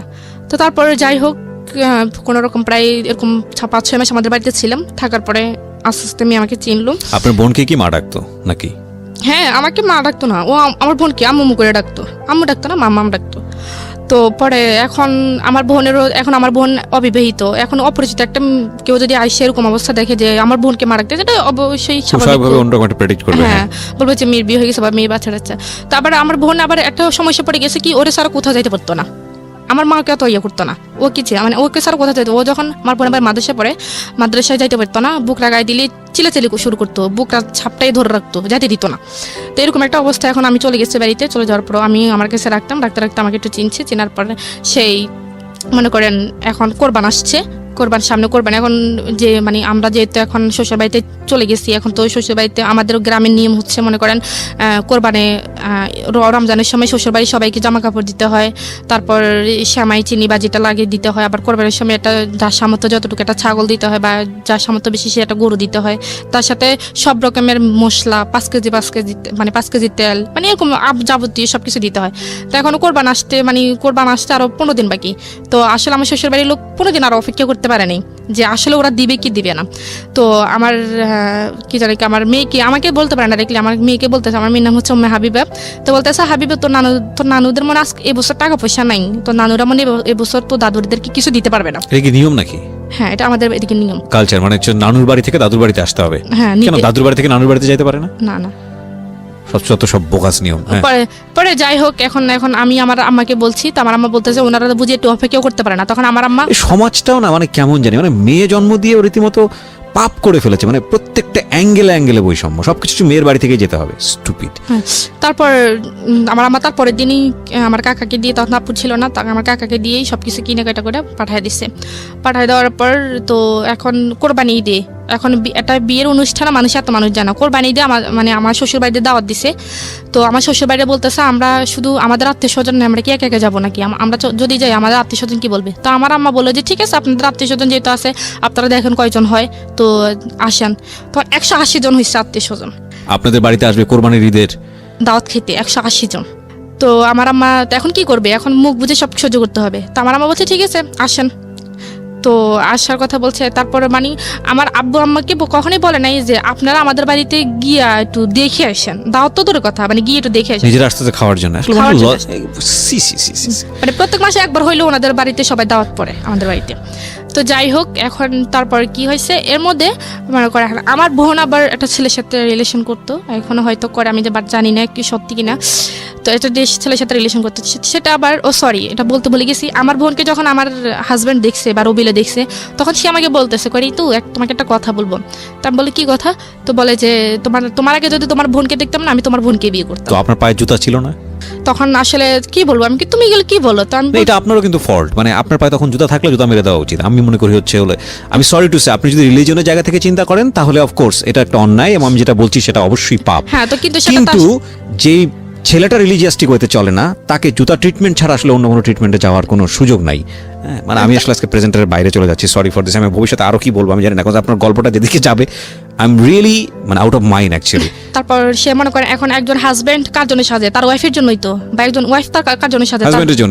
হাজবেন্ডের জন্য। সে যখন কোনো শার্ট পরে বা কোনো প্যান্ট পরে বা একটু হাইটই হয়ে বা একটু বাইরে হতো, তখন আমাকে মানে বলে ঋতু দেখো তো আমাকে ভালো লাগতেছে, বাইরে গেলে মেয়েরা আমাকে পছন্দ করবে, আমাকে ডিরেক্টলি এরকম। এই লোকরে আপনি 3 মাস বাসায় থেকে পুষ্টি ইনজেকশন দিয়েছেন? হ্যাঁ, পরে আমি বললাম যে হ্যাঁ ভালোই তো লাগবে, তখন মানে কান্নাকাটি করতাম, কি কি বলবো। আর তখন একদিন মানে সে তখন বিভিন্ন মেয়েদের সাথে কথা বলা শুরু করে দেয়। আচ্ছা, হ্যাঁ, তখন সে বিভিন্ন ভঙ্গিতে মেয়েদের দিকে তাকায়। তো আমাদের বাড়িতে আমার চাচাতো বোন আছে, জ্যাঠাতো বোন আছে, তাদের সাথে বিভিন্ন রকমের। তো তারা আমাকে বলে যে আফু দুলাভাই এমন কেন, এরকম করে কেন। আমি বলছি থাক তোরা একটু দূরে থাকিস, তোরা কিছু বলিস না। তো সে আমাকে এরকম করে বলে যে তো একবার সে তার বন্ধুর বিয়ে, তো আমাদেরকে দাওয়াত দিয়েছে, তখন আমি শাড়িটি পরে বিয়েতে যেভাবে যায়। তো তার বন্ধুরা সবাই আসছে, আমরা একসাথে যাবো। তো তার এক বন্ধু বলতেছে ভাবি আপনাকে খুব সুন্দর লাগতেছে। আমাকে এই কথা কেন বলছে, সে আমাকে আর নিলই না ওইখানে। ছি। তো আমাকে সে বলে যে তোমাকে আর লোকে কেন সুন্দর বলবে। তা আমি বলছি তো তুমি যে নিজে শার্ট প্যান্ট পরে নিজে আমাকে বলে যে মেয়েরা তোমাকে লাইক করবে কিনা, তখন আমার কাছে খারাপ লাগে না? তখন আমি 100 বার বলতে পারবো আমি ছেলে, সেজন্য তুমি বলবা নাকি? Right. সে আমাকে এরকম করে বলে। আমি বলছি Right. ঠিক আছে, আমি আর বলবো না। আপনি তখন- ছেলে না, আপনি হ্যাঁ। যদি এটা হয়ে থাকে ইনফ্যাক্ট। তো তারপরে কি হয়েছে, সে একবার তো আমার বোন একটা ছেলের সাথে রিলেশন করতো, সেই আমার বোনের রিলেশনটা আমি মানতে পারতেছে না। কারণ আমার বোন যে ছেলের সাথে রিলেশন করতো সে একটু হাই কোয়ালিটির, মানে সে মনে করেন বিদেশে থেকে পড়াশোনা করে। তো সে আরো একটা হাই কোয়ালিটি, মানে সে চাইতেছে না যে আমার বোন আরো মানে তার চেয়ে একটু উপর লেভেলের একটা ছেলেকে মানে পছন্দ করুক, বা সেটা কেউ মেনে নিক, বা এরকম উপর লেভেলের কোনো ছেলে আমাদের বাড়ির জামাই। Right. হ্যাঁ, তো তারপর আমার বোন যে ছেলের সাথে সম্পর্ক করতো, সে ছেলে কি নাম্বারটা কিভাবে পাইয়া সে ছেলের সাথে আমার হাজবেন্ডে বলছে যে আপনি যে মেয়ের সাথে কথা বলেন আপনি জানেন তার বিয়ে হয়েছে, তার একটা বাচ্চা আছে, আমার মেয়েকে দেখাই দিতেছে। তখন বলছে সে বিশ্বাস করে না। তো বলছে ঠিক আছে আমি প্রমাণ চাই। তখন সেই কি করছে, দেখাইছে, আনসার তো আমার মেয়েকে ওই ছেলের সামনে নিয়ে গেছে। নিয়ে আমার রবিএলও বলতেছে যে হাবিবা তোমার আম্মুর নাম কি, তোমার আঙ্কেলের কাছে বলো। তো সে আমার বোনের নাম বলে দিছে, কারণ আমার বোনকে সে চিনে। আমার বোন নাম বলেছে যে আমার আম্মুর নাম এটা। তো বলে দিচ্ছে, এখন সে তো বিশ্বাসই করবে, যে বলে যে এখন সেই মানে আমার বোনের হাজবেন্ড হচ্ছে সেই, আমি কেউ না। মানে ওই ছেলের সাথে সে এরকম ভাবে বলতেছে যে আমি তার হাজবেন্ড, আমি তার, সে আমাদের মেয়ে। Very nasty story. আমরা একটা বিরতি নিব প্রিয় শ্রোতা, ছোট্ট একটা বিরতি, মাত্র মিনিট 2-এর। আমরা রাত 1টার পরে এই গল্পটা আজকে কন্টিনিউ করছি, because this is a very very important story. একটা মেসেজ মনে রাখবেন যে বৈবাহিক সম্পর্কটা অনেক বড় একটা